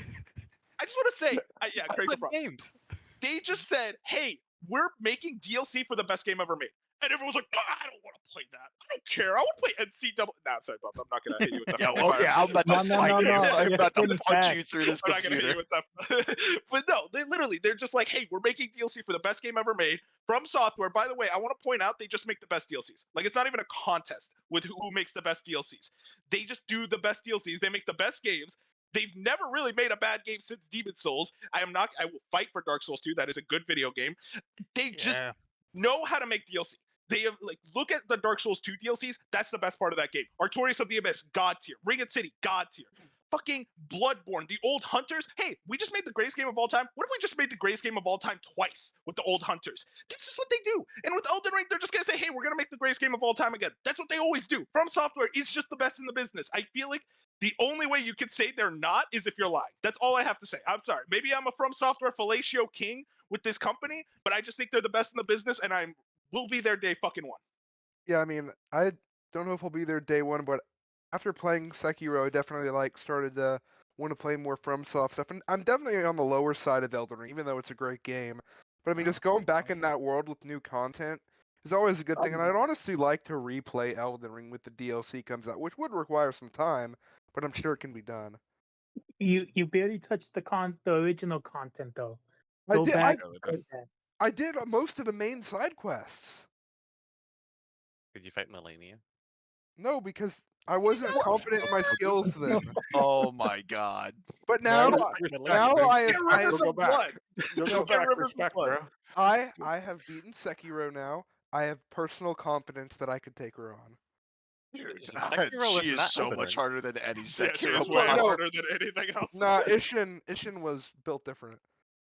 Okay, You're true. just a He guy did have for a gun. Ishin. Hang on. Oh, okay. As somebody He did who have a played gun. both Sekiro and Elden Ring, Melania is built different. Yeah, The she Melania is is an so emotional experience. fucking tough. Ishin took me like 4 or 5 hours, so. Yes, double that. Oh my god, bro's gonna drop Elden Ring even No, harder. I think it'd be something I want to replay with the DLC because I think they could implement it in a cool way. So, Yeah, I'm itching for that. Elden Ring do you game. think it's Yeah. like the center of the map? Do you think that's something's gonna happen there? It's gonna be like an island off the center of the Could be map. a Like, new it's map. gonna be something. I think it's gonna be in the center, like an island or something. Which I Well, yeah, think that's what I'm saying. It's gonna I be think like it also I think we're underestimating how expansive this is gonna be. What we're Yeah, of thinking course. probably times like 10. I think it's gonna be pretty crazy. No, look at Ringed City. That is insanely Yeah. massive. Like, yeah, but this is just what From Software does. They know how to make DLC work. Well, and also like it's almost been 2 years since Elden Ring released, so like you would hope so because it's like what else would they have been really This is the working long- on? This is the longest time span between From Soft game They had DLC. Armored Core. But That and was it's a, that was for the- Sekiro. That was That's the second team. Oh, That was the Robbie, second did you have team. something to say? no. Oh, you're I good. just Okay. I just found it really funny. It was Wolf's number 1, but it was Bench's number 12, and that was it. Yeah. Yeah, Okay. hey, it made my list. I'll give you guys benefit of the doubt for Fusion. Specifically Fusion. I'm really mad at Fusion specifically, but I'll give Fusion benefit of the doubt that it was DLC and he didn't want to consider DLC. That was the only reason. Because I I'm understand. I'm very Like excited for games. this, but I didn't want to throw a DLC on there. That's all. That's fair. What number would it be if you had to just take a wild guess? It would be near my top 5. Okay. That's good enough. I think Wolf, just to defend myself in front of this court, I think I have such a weird relationship with like FromSoft games or Souls I know. games because it's like I don't hype myself up and I don't ever replay them, but when it comes out, I'm probably gonna get it. I never really, for whatever reason, buy into the hype cycle because I know the pain that is like awaiting Yeah, me when I Elden launch Ring. the game. Elden Ring So, was brutal. That launch cycle, like waiting for that game, was brutal. yeah, it's like I'm definitely gonna play it, but it's I'm not exactly anticipating the torture that awaits me. But I'm shocked. I still hold the game in a high regard. I'm shocked it made my list. Like it was only me and Wolf. No, I why expected more. do I have to share an opinion with Bench, guys? That's the worst part of all. Hey, at of least this. it's the total opposite 1 to if 12. this Like was you an couldn't really get actual further. game and not a DLC, it would have been on more people's lists. Yeah, okay, it's fine. I get it. I was not gonna put it because it was DLC, but then I asked Moon, and he was like, "Well, other people put DLC, so you could put it." So okay. What other It's DLC? gonna be as big as a game anyways. I put Endwalker. Yeah, I that's- mean, Dawn Trail's yeah. technically DLC. Oh my Yeah, god. that's why I put DLCs allowed because Bench already put that there. I'm like, okay. Why not? Honestly, I'm glad because it would have like been an arrow in the heart if I saw Shadow of the Erdtree with 1 point. That would have killed me. And I will say this: I'm not a FromSoft guy, but I actually really love this art here that they put out it's for beautiful. it. Like, I would No, get a FromSoft- poster of that. Their art direction team is like unrivaled. Yep. All right. So now moving on, the Plucky Squire with 16 Oh, this game looks points. so good. I wish it was on my list. It's so good. I mean, It who was deserves it its own on? spot. It was on So- mine. Yeah, okay, it was on Moon. Fusion, I think it's on yours, right? It's on mine. Yeah, it was on mine. I think it. I see I an think indie it's game on and I'm mine like too. Fusion. This was one of my last cuts. It would have been on mine as well. But I figured people were going to vote for it, so I felt confident leaving it off. Yeah, me with NCAA. Okay.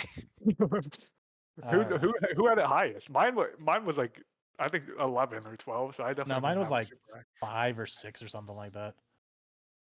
high. You might have a highest. You better get into it. Why was it so high? I couldn't think of anything after the JRPGs. Shoot it in. I mean, this was one of those games where, like, when Devolver announced last year, when they were like, "We're having a direct to delay games," or like whatever they said, I was like terrified the Plucky Squire was going to be on it, and then it ended up being on it because like I was fully like hoping this was gonna come out last year. Like the first trailer they showed, it was just one of the most like unique trailers like I've ever seen for a video game. So like it sucked that it got delayed to this year, but hopefully development's going smooth and it just does continue to come out. Like there's not much to say on this game because I feel like we only have that first trailer and like then it getting delayed. Like we don't have anything else after that. Yeah, the delay was kind of inevitable once we were starting to get around that time of their direct to be like, yeah, we haven't heard anything about this game. If it was going to come out in 2023, we would have heard about it. So I was expecting 2024. But I'm kind of glad because the end of 2023 got real packed here. So as long as this can avoid the onslaught of like Q1 right now, I think it'll be fine. We say we that know now, that- and then Q2 is just going to be jam packed. Do we know who exactly is making this game? Like the dev, I the don't actual know. dev? The only thing I know about it, it's James Turner's the art director, and he was the lead art directors for Pokemon for a long time. That's the only reason I know about this game because I follow him on Twitter, and he was all about this game because he's one of the leads on it. Oh, apparently they're called All Possible. No, they're called. What are they called? No, they're called All Possible Futures. That's the dev team name, and this is their very That's a first company project. name. Like this is their only game they've ever like made or worked on. So interesting. only Debut in the year next year, I guess. Yeah, my only worry with this game is that it's gonna be kind of a style over substance where like it looks incredible, but like playing is like, it's okay. Yeah, that's yeah. really my only worry. Or I like mean, looking at the gameplay, yeah, it looks like just a lot of platformer stuff, but at least it'll be unique platforming. Not Metroidvania, but like I guess it could be. I don't know. We haven't seen that. Yeah, I think my worry is that not to call it a gimmick, but obviously just the 2D to 3D and like what you can do in the 3D is such a cool idea, and I love that they're doing that. I just hope like they were able to still develop things around that and not just focus on, hey, look at this cool like animation trick we did. Like they actually flesh things out around it, and I think they can. I still have faith in this game. All right, so moving on to another four-way tie. We got 17 points. Uden Chronicle 100 Star Wars Outlaws, Trails Through Daybreak, and Warhammer 40K Space Marine 2. Star Wars Outlaws over a Shadow of the Earth Tree. Am I right, guys? Trails Oh, over God. Elden great, Ring great DLC. group of people. Oh my god, I don't like. I'm fine with Trails because I know the weebs are gonna put that over either way. Like I can't stop that. But Outlaws, okay. All right. You know what? And I Sell did- me on Outlaws Fusion and That Jack. I know wasn't. it's me I too. didn't put it on my list. So Jack. Yeah, same. Jack, how wait, high is it? Wait, no, I actually don't think I put it. I think I put it on my list, but it was like really low. Dude, who carried I this? also put on my list, but it is also low. I don't Okay, really I'll know call who's, this a like, cyber. I mean, Cyber. Oh, I think it yeah, was man. Cyber. You I know, said he's there's different. a reason he's not here. I made it good. he knew. He can't even defend his honor, but I will because this game looks awesome. Like it wasn't on my list because I low key forgot about it when I was making the list. There's so many games, but like, I don't know. I was very excited. Like I was very impressed by what they showed in that first trailer, and the fact that that was their first trailer and they went into like a gameplay deep dive right off the rip, like always makes me like feel like that team's confident in what they're going to put out. And like I thought it looked dope. I thought the game Yeah, looked cool. It I has a think lot it of will be cool. potential. It Yeah, already got delayed I- once. My only worry with Outlaws, the shooting gameplay kind of looked rough, so I'm hoping that like improves by final release. Everyone keeps saying that, but I didn't really notice that. I It mean, looked you- stiff. this is the Division devs, so Yeah. like that's why. That's my hope is that it feels like it looks as good as Division. That's my thing. Where I looked at the shooting gameplay, it didn't feel like Division shooting, but like Yeah, maybe fair. by final release. I will say, yeah, I put this at number 8 for me, so like pretty low. But I think one, I still haven't played. Was it Jedi Survivor? No, Fallen Order. Wait, Like, Uh, there were Survivor both was of the one them. last Yeah. year. yeah, Survivor Survivor. was last year. Fallen Order the first one. I still haven't played Survivor because I feel like I still kind of have some Star Wars burnout. And like, granted, Survivor isn't really like that much of a mainline story, but I do like that we're finally getting more like off the beaten path stories because there's just such a cool universe. Like Star Wars is just a cool universe, and it always bothered me that we just hear about the same like bloodline for 9 movies, and it's like, can we do something else here? And they obviously have started to do that. But yeah, I think Fusion said it earlier. The trailer, like I thought this was one of the most impressive trailers from Summer Games Fest last year because they showed a lot. And it wasn't just like your standard like shooter that you kind of like walk through a level. Like they showed the what was the hover bike travel, right? And kind of like different elements of the game where it's like, okay, this seems a little bit more fleshed out. And if I'm being honest, I think Wolf's ears are about to perk up. After playing Starfield, I kind of want an interesting space game. So No, my ears are lower, man. I'm not feeling anything. I think yeah, having like a more dense planet with things to do after playing Starfield would be welcome. So I mean, I definitely have my worries, but hey, I mean, with Ubisoft seems to be on a roll with Prince of Persia, so maybe, you know, they keep on that, they keep that momentum going. The last thing I'll say is like it's not. This is gonna sound blasphemous. It's not a Rockstar game, but the way they presented it, with the bounty system and the just certain things about the gameplay they were showing, it gave me Red Dead Redemption 2. Like Yeah, like they I took got inspiration fair enough, from I'll that. give you that. So I like know, that fair. that made me also very like excited to see what they're working with, because if they're gonna take Rockstar inspiration or something like that, and they're having a bounty system and they're going the full mile with it, and they're doing something that's different than just, oh, this is your average Ubisoft open world game, that's exciting. Honestly, all I want from this game, just give me like a big neon city to explore. I'm fine. That's all I need. You might get it. I hope so. What also caught my attention about the trailer was, granted it's been like what, 6 months now since we saw the trailer, but if I remember correctly, they said there are multiple ways to tackle a lot of the missions. Like you could do it stealthily, you can go in guns blazing, with a lot of these missions. So I'm like, okay, cool, we got options. I think the biggest Trails fan in this server should start talking about Trails through Daybreak. So Dark, take the stage. Wow. Gonna do that. Yeah, I'm Wow. the fucking Trails guy. I don't know why. He's fucking the everybody- first one who Okay, played it. no, You okay, Dark, stole where it was from him. it? What place did you put it on your list?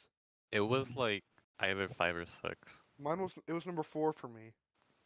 The only reason it was below Space Marine because Space Marine is like, I am so fucking Hey, hyped for that. But They're this having, is they're a having their Trails head off getting, right now. getting back to Trails. I've seen an entire playthrough of this game, so I know what's coming, because this is one of those situations where it came out in Japan and then it's getting ported to the West, like English.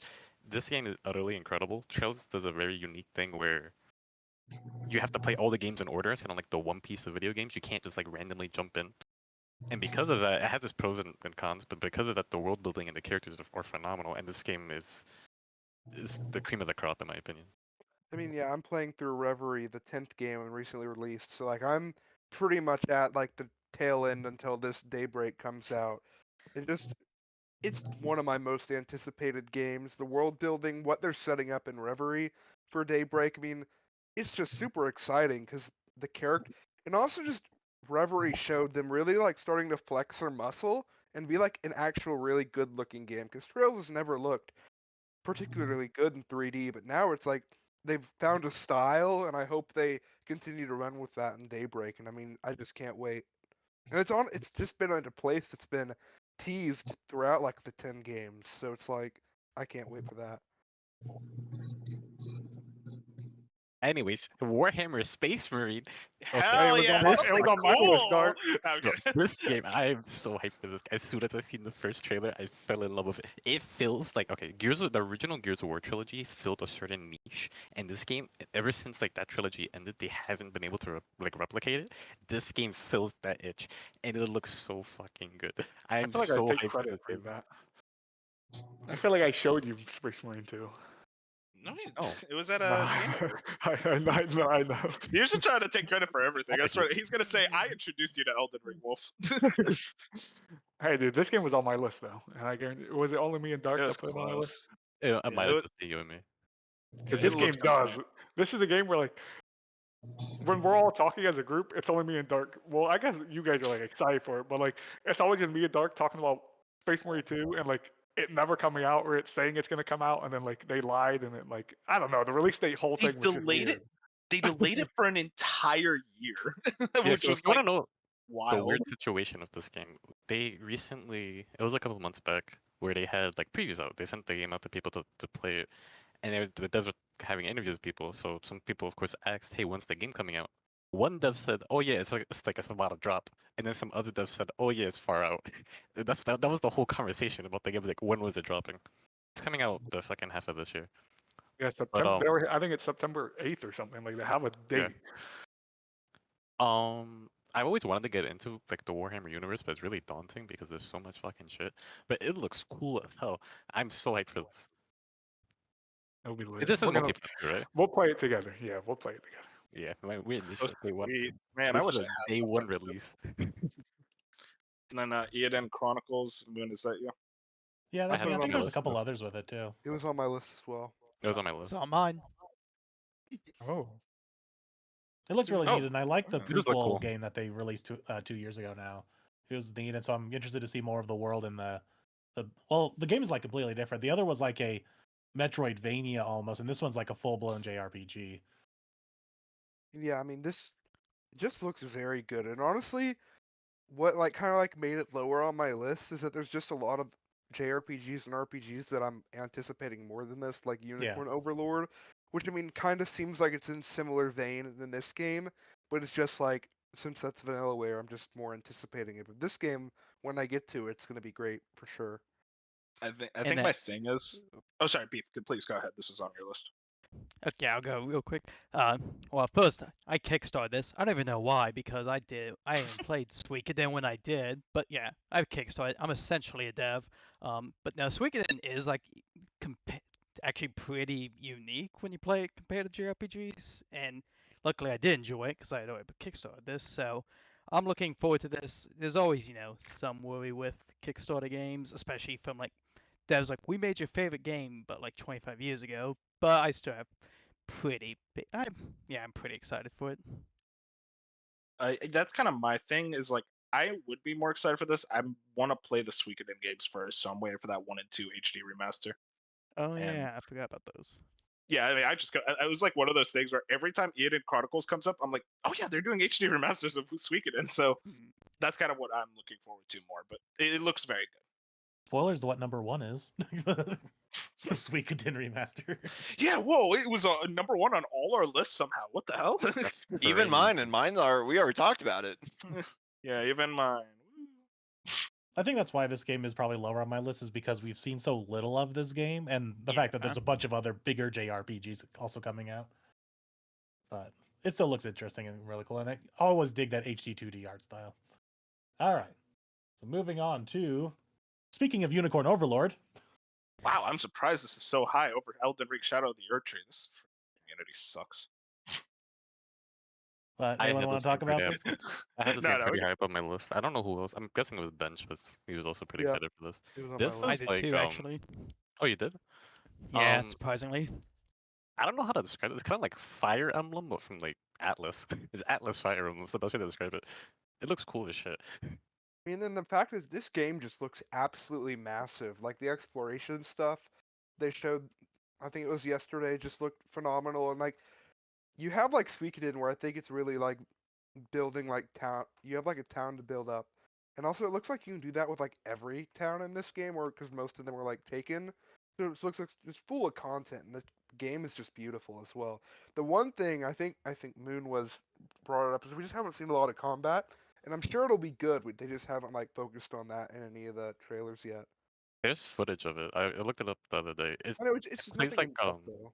Yeah, there's not that much depth to it. It's literally original. Well, not original. It's like Fire Emblem Awakening combat. That's what you're getting. Well, wait, hang on. You Yeah, got it me plays like up. Yeah, it plays No, like I that. You have a party. That's about it. But dude, my thing is like this game looks insane because Vanillaware games always look fucking insane, and it's just like watching that trailer, I'm like, oh man, I feel like I'm gonna get confused while playing it, but also it's like, damn, I really want to fucking play this. That release date is a little unfair though. Yeah, it's sandwiched between Rebirth and then March 22nd. You play Rebirth. I'll be playing this day one, bro. Beef, this is also on your list. Yeah, I just have like faith in Vanillaware to just make something interesting and unique, and especially after 13 Sentinels, which I didn't think I'd like and end up really enjoying. So I'm just Phenomenal. looking forward to it. But yeah, I haven't actually looked up much of it since the original trailer, so I probably Yeah, should look same. more into it. I wonder if they do some insane story twists like 13 I'm Sentinels, or if this was there's- a Oh, I'm little sure. more chill. There's No, I don't- something more to it.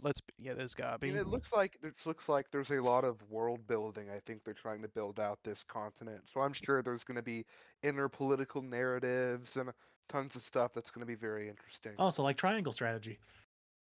but good. Good game. Go. Great That's my game. favorite right there. Yeah, amazing game. All right. And then we're going to move on to the three-way tie between Avowed, Dragon's Dogma 2, and Hades 2, all with 26 points. Oh. Okay. This is What do we based. want to talk about first? There's a lot of big heavy hitters. How Avowed shouldn't be this Did, high. did anyone have a number 1 in this? Yeah, I did. Oh. Look at you, Hades 2. You have the floor. Over Yeah. Silksong? Yeah. That's crazy. You know how The much first Asian Hades- loves Hades? Yeah, the first Hades is like my 6th favorite video game of all time. I love Hades that Okay. much. So like, what up? Did you give it a 10 out of 10? No. Anyways, I think But Hades is genuinely so good, and I was just listening to the soundtrack yesterday again, and Hades 2 was a moment in time for me when they announced it where I remember texting my friend before the TGAs, just jokingly, I'm like, the one trailer that would make my night is a Hades 2 trailer. Like, Supergiant doesn't make sequels. They have never made a sequel. This is their first sequel. So I was just like joking around. I'm like, if Hades 2 was announced tonight, that would make my entire life. 20 minutes later, it was announced. I was just like, and it just like, I don't know what they can possibly do to make the first Hades even better, but if any dev team I'm going to believe in for them to do that, it's Supergiant. So it's like, I'm just fully in on the Hades 2 train. It's why it's above Silksong for me, because they're both neck and neck, but Silksong just like, it's the situation where I like Hades more than I like Hollow Knight. So it's like, I'm expecting Hades 2 to be better than Silksong, but it might not add up that way. That's just how my brain's monitoring it. But like, hopefully it comes out this year. I know early access. It's definitely gonna at least hit early access this year. We'll see how much longer it takes after that. But just like, this is a rare occasion where I probably jump into an early access version of this game because that's how much I love Hades, and that's very hard for like any game of early access to do for me.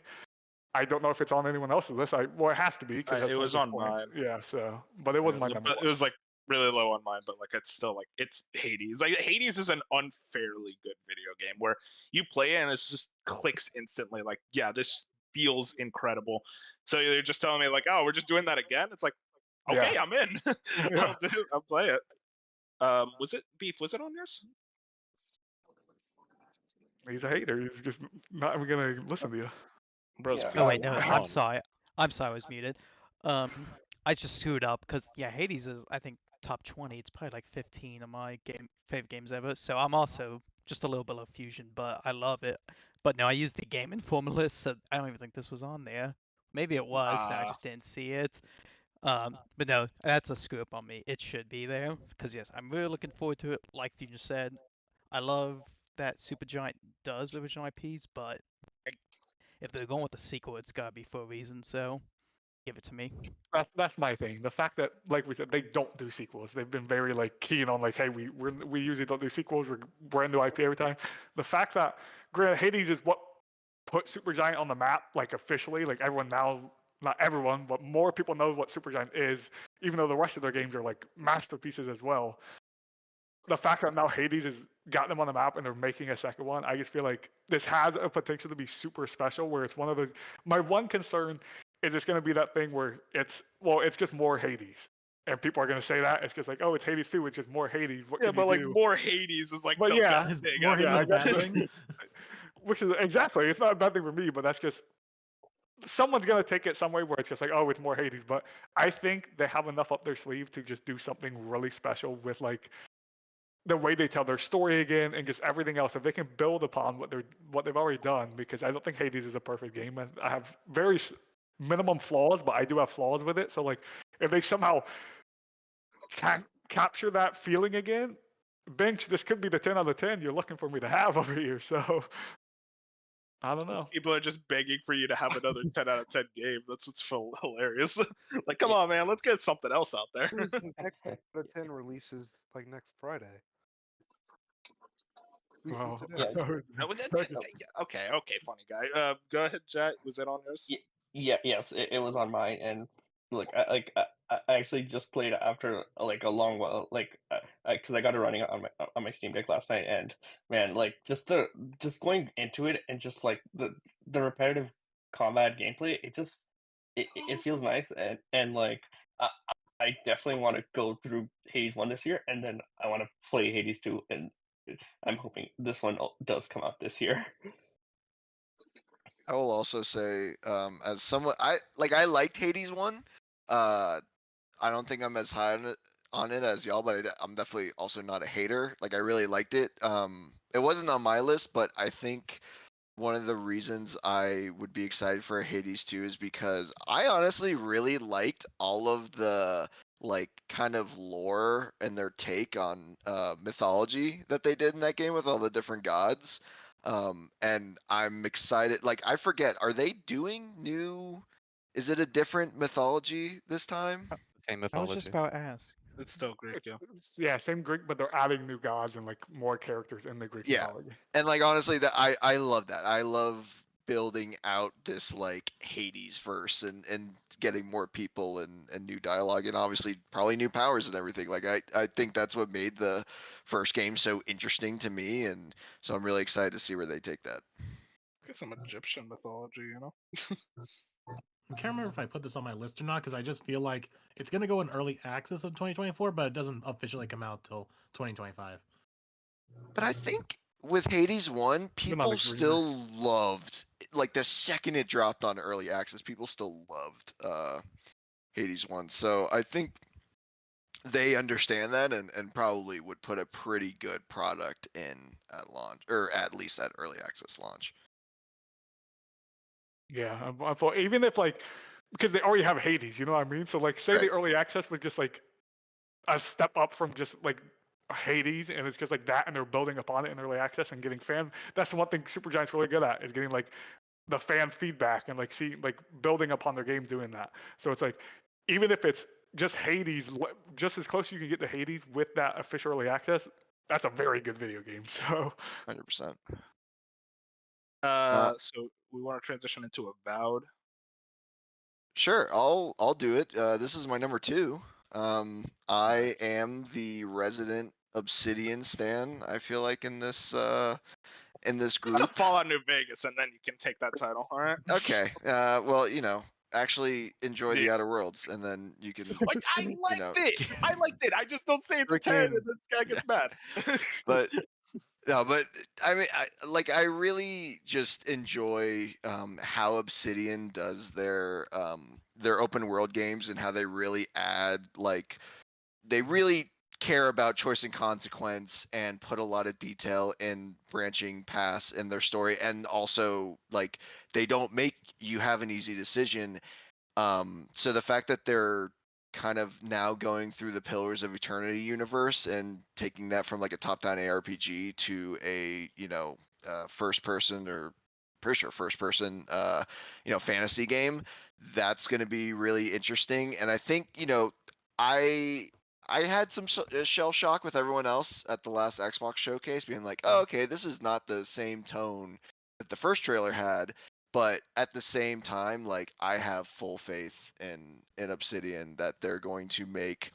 I wouldn't be surprised is if this is another 30 35 hour open zone open world game, but as long as they kind of hit the same marks they've hit for the last 20 years, I cannot wait for this. This wasn't on my list, and I think it's due to it just still having. I'm sure it's gonna be great, but still, I'm kind of like shell shocked from that second comeback reveal because it was just so different. I think Yeah. it was different in the sense that like I think people want it to be Skyrim and not realizing like this is more Pillars of Eternity, and this is kind of Yeah. like what now they set the wrong expectations. I'll totally give you that, but I think this is for people who knows like the background and history. I think this is right up their alley. I think I'm also pretty high on this. I think I had this number 4, so I'm right with you, Bob. I think actually next week is like really gonna, when they do it in the Xbox Direct, is really gonna like either like make it like fully like, okay, I'm hyped for this, or like they're not doing what I want. But yeah, I'm kind of with you. I just expect like 30, like not too long, not too big, just like a kind of like Outer Worlds. That's all I'm expecting. So I don't have like I'm not too hyped for it, but I'm sure I'm just gonna play it, enjoy it, and that's what I'm looking forward to. So I'm really looking forward to next week to see, what makes it special, unique. Yeah, this was a game that was kind of close to making my list, but it was teetered off. That last showing was very much just like, man, you guys, even with Xbox money, you still can't make these games look a little better. Like it just didn't look as interesting as I wanted it to. I was kind of expecting the open zone, so I'm fine with that. I'm fine with like smaller open worlds if we can make those work. But like my big worry right now is combat, where to this day, like the best Obsidian combat was Fallout New Vegas, and that's just because it took Fallout 3's combat.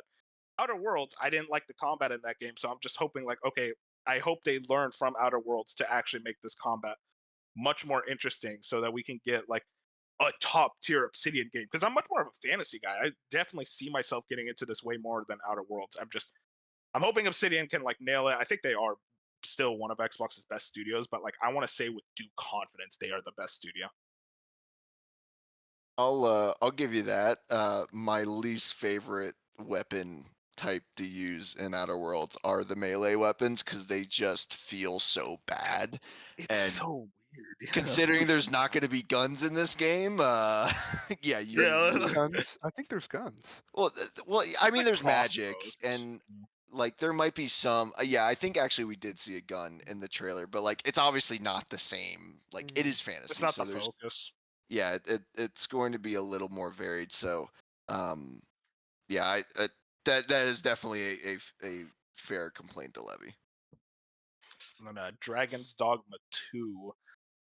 This actually kind of fell down a bit for me after playing the original Dragon's Dogma, but it's still very much like this game looks incredible. Every trailer they show, and like that combat looks insane. I'm like they really nail the scale, and I think that's Yeah. one thing I always love about games is like if they can nail scale really well. Elden Ring, A Shadow of the Colossus, games like that really nail scale, and I'm hoping like Dragon's Dogma 2 they nail that scale, and also I hope they tell a good story because apparently Dragon's Dogma 1 everyone tells me it's like, oh, the gameplay's good but the story's kind of mid. I'm hoping Dragon's Dogma 2 they come back, they're like, no, actually we're going to tell a really interesting story because like everything we've seen, like it's an interesting world, and I'm ready to see like what Yeah. that main storyline's looking like.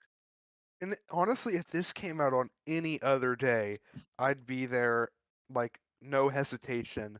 But also, it does look very good. It looks like Capcom's Elder Scrolls and like the RE engine, and it looks like it's going to be a massive game with like side quests, tons to explore, and like that's all extremely excited. But also like beautiful Japan. Yeah, that Japan set. Well, no, don't lie. It's all about Princess Peach. Yeah. True. Let's Who go. else had? Oh, no, but yeah. Oh, wait, sorry. Bob, did you have something to say, Dragon's Dogma? Yeah, so this is really funny because this is my number 4.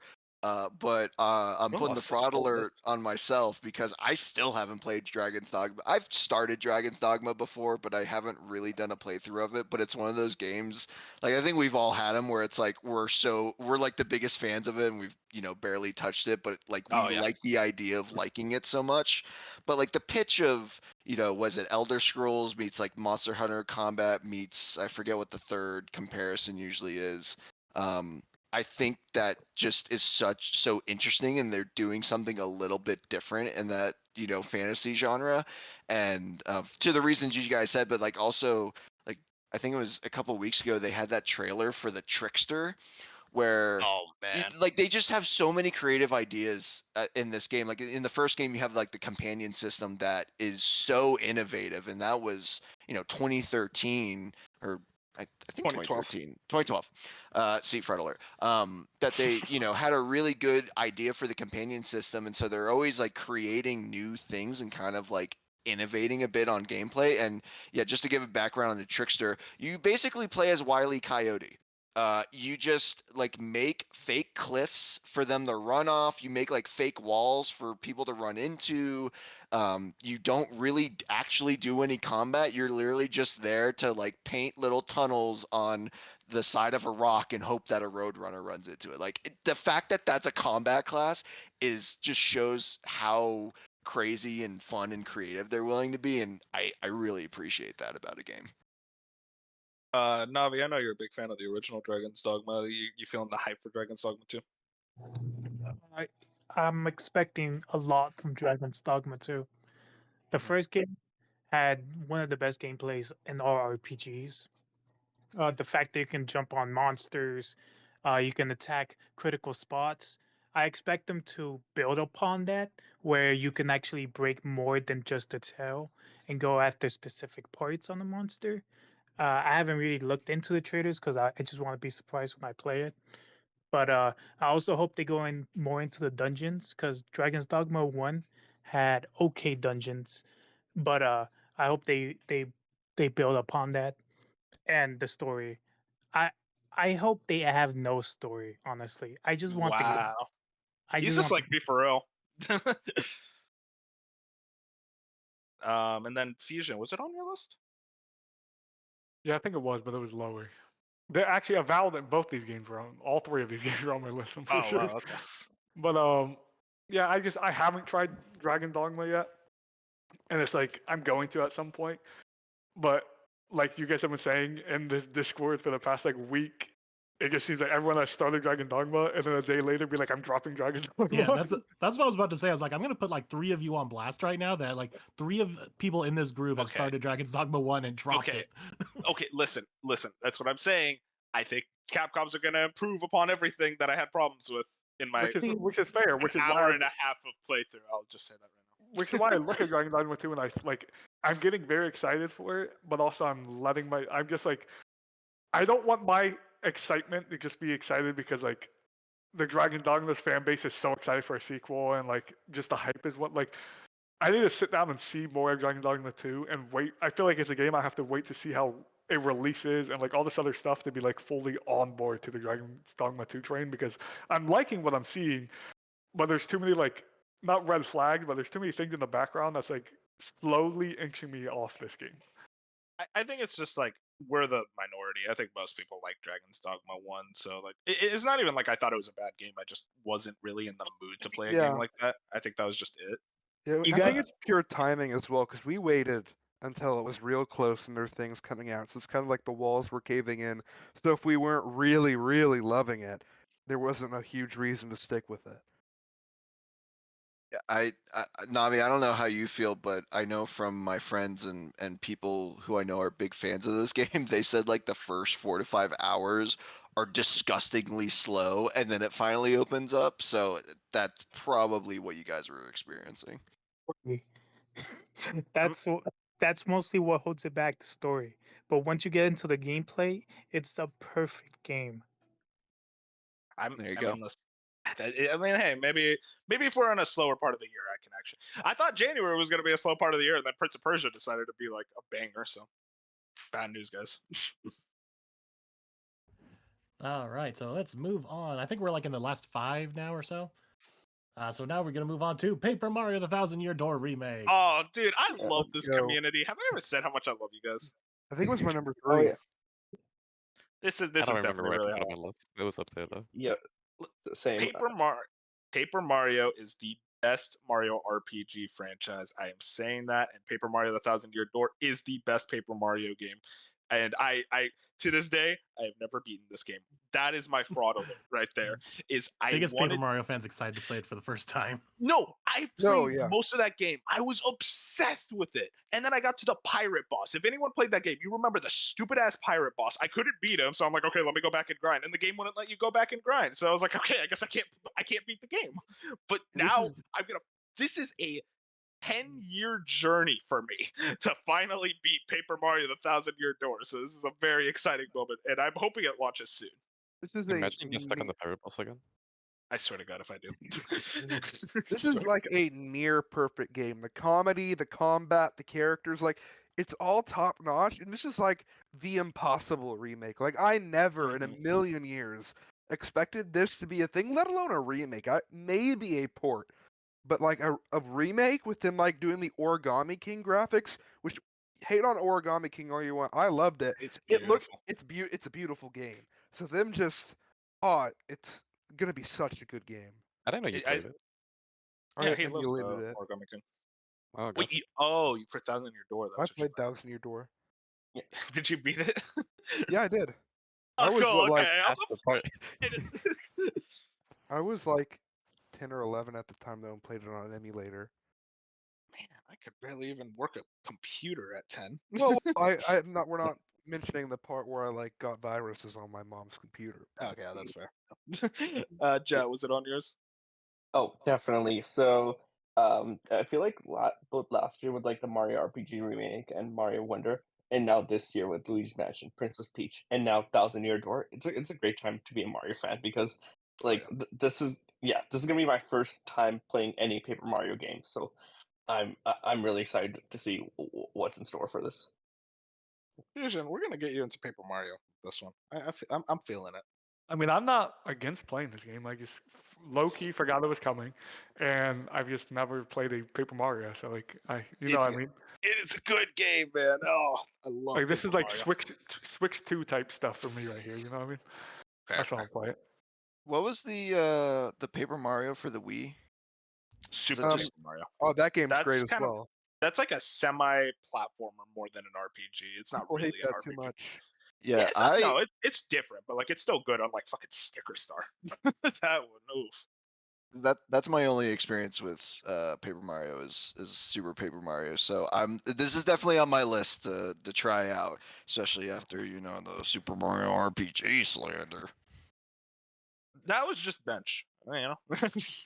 No, but No, like no. obviously this came out like what 10 plus years later, so they've had time to kind of refine the formula, like the RPG mechanics and everything. So I It's a really am separate excited game. for this. Yeah. All right. Now we're gonna move to Black Myth Wukong with 30 Yeah! points. Oh Wow. Yes. god, this game is so fucking cool. Yeah, once again, like after playing Sekiro, this just like gets me more excited because Sekiro was like in Japan and this is more like Chinese mythology, but still kind of like that same thing in the combat, just like everything they've shown from this game. I mean, like easy day one purchase. It looks fantastic. This Yeah, is this- one of those games where when you show it to somebody who's like not in the know, they'll tell you it's fake. You Oh, tell them, yeah. oh yeah, this is like no, it's not. It's a cutscene. No, it's fully playable. This was my number 3. I have been following this game for what feels like fucking centuries. When it first got revealed and everyone was blown away and they were like, oh, it's fake. But then they kept showing it and it kept looking as good as it did. And it's like, wait, guys, I don't think this one's fake. And it is an adaptation of Journey to the West, which is still like, it is the basis for all heroes' journey stories in the like nowadays. That is Journey to the West. It is such a magical tale, and you're saying, "Hey, we're gonna do that as a video game." I am there day fucking one. And it's a Souls like. It's a Souls like this is literally a game made for me. Chinese mythology and a Souls like. I am 1000% like this. I would be shocked if this isn't in my top 10 by the end of the year, let alone top 5. Like I am so ready for this game. Just another thing to point out too, the way that the game is titled, it implies that if this game does well, which is going to do well, they're gonna try other stories under the God. Black Myth title. There's so much we could do. Yeah, I'm like excited because I watched like one of the million adaptations of Journey to the West, like Yeah. as a movie, and yeah, I just really like the plot, and now it's becoming a video game. It sounds really exciting, and yeah, the gameplay and visuals, it looks incredible. If anybody has seen Dragon Ball, that's literally what it is. For real. Like that's what Dragon Ball was based off of, was Journey to the West. Bob, was it on your list? No, it You have all these definitely. Switch games, but you don't have this. That is Yes. crazy. Yeah. Yeah, Like that's insane. honestly, I think again, this is in the same exact situation as the Elden Ring DLC, where it's like I'm not going to really buy into the hype cycle. And honestly, I still am one of those people where it's like this game looks too good to be real. I know it's real. I know it's legit, and like I believe them when they say that was like real gameplay, like in engine everything. But I'm just like, there's a part of me where it's like, when is the shoe gonna drop, kind of thing. I don't think it will, but I will definitely. I'm sure once reviews come out, and I have a bunch of friends who are big in the Souls games, I am sure I'm going to end up falling into the hype once it's actually out. This may sound weird, but I didn't like fully buy into it until it was at like a Jeff Keighley event. Because then it's like, okay, they like, I don't know, there's something there. It Bro doesn't seem loves completely fake. Yep, chill right here, bro. It Well, I wasn't mean, the- until Jeff paid money that I realized this was a real game. Well, I mean, it makes sense because the only trailer I think before it was at Jeff Keighley's was like it's one random reveal Yeah, trailer it that was- they just dropped on their YouTube, and I'm just like, It's and that's when like- everyone starts believing like, oh, this is not a real game. So yeah, Yeah, and it then puts the name It behind it. legitimizes it. Mhm. Fusion, what was that on yours? Yeah, it was on my list. I think like 6 or 5 or something. It was pretty high up there. Basically, you guys said it all, but I just think like every time this game has shown, it's looked better to me. Like every single trailer, because I remember when it first showed, I was like everyone else, I'm like, this game isn't real, or it's not gonna look like this when it comes, because this dev like, I don't know if Literally they made came a out game. of nowhere. Yeah, I was gonna say, I don't know came if out of they made nowhere. a game before, or if they have.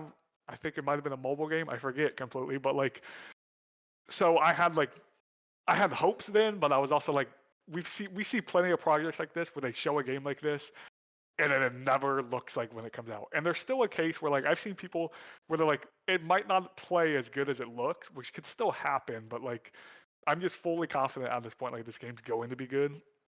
I think Let's even just if see it if it is.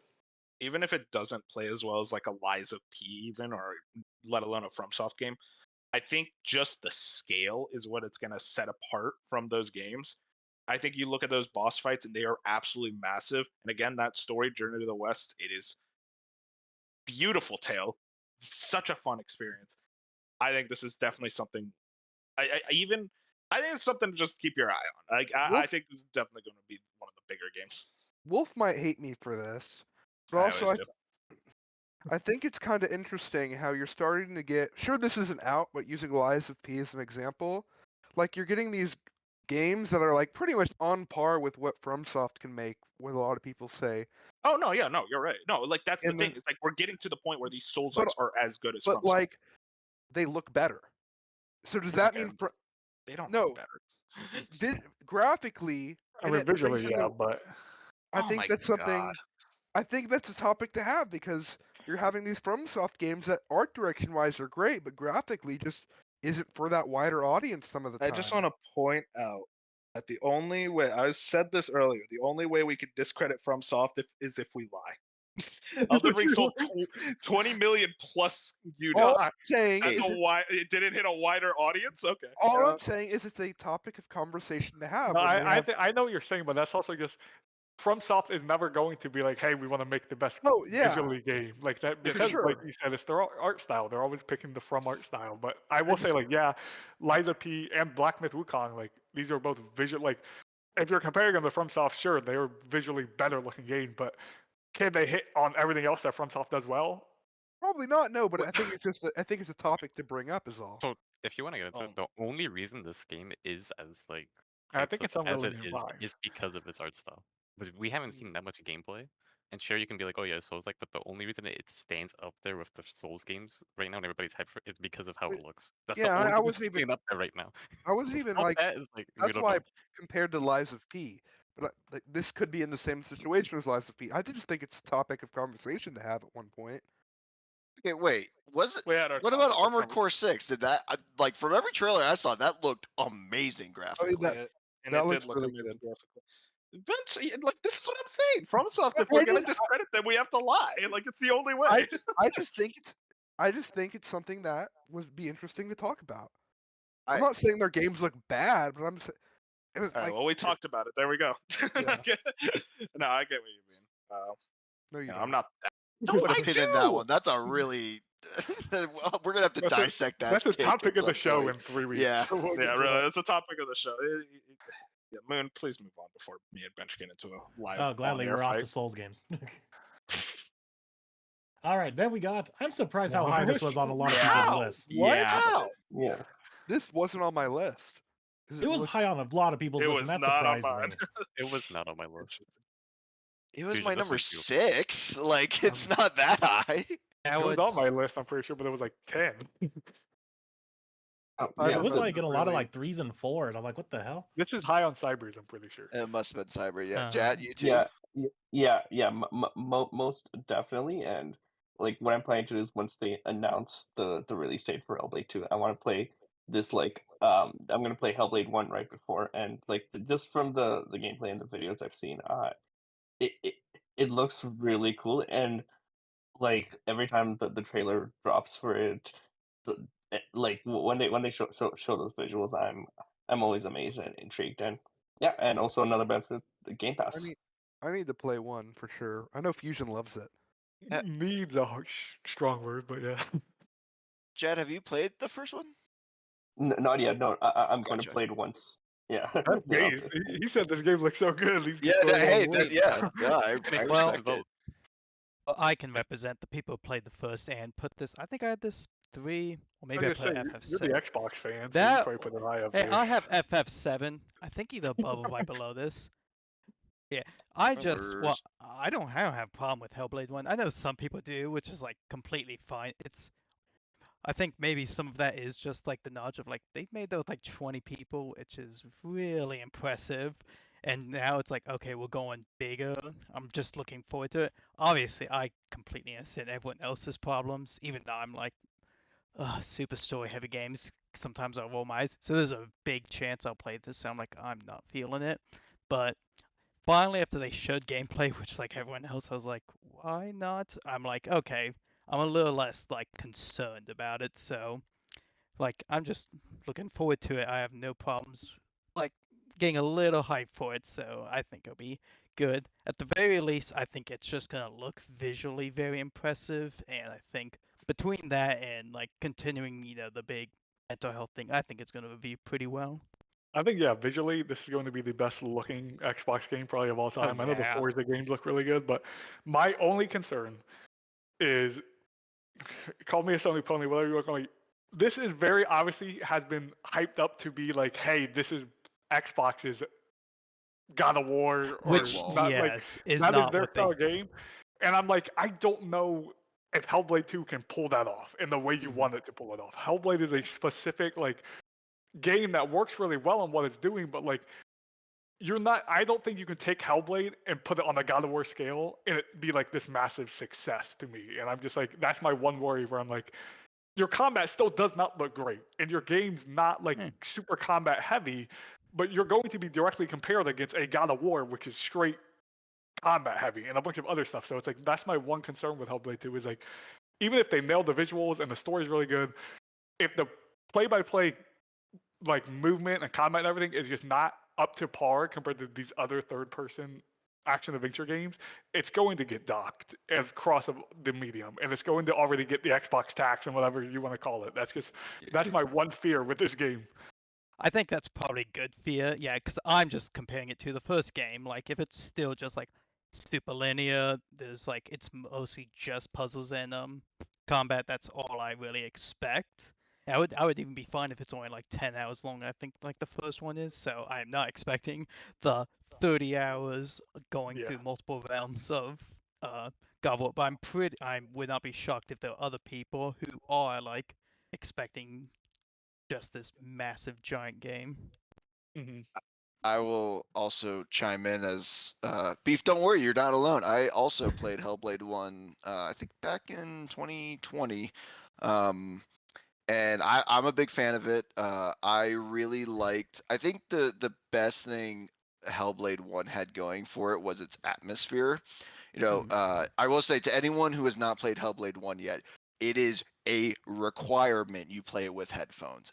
Absolute requirement because of what they do with audio and how they like relay that into kind of the mental health / kind of what Senua is experiencing is so unique and interesting and something that you don't see in a lot of games, especially back when Hellblade 1 released in like 2016.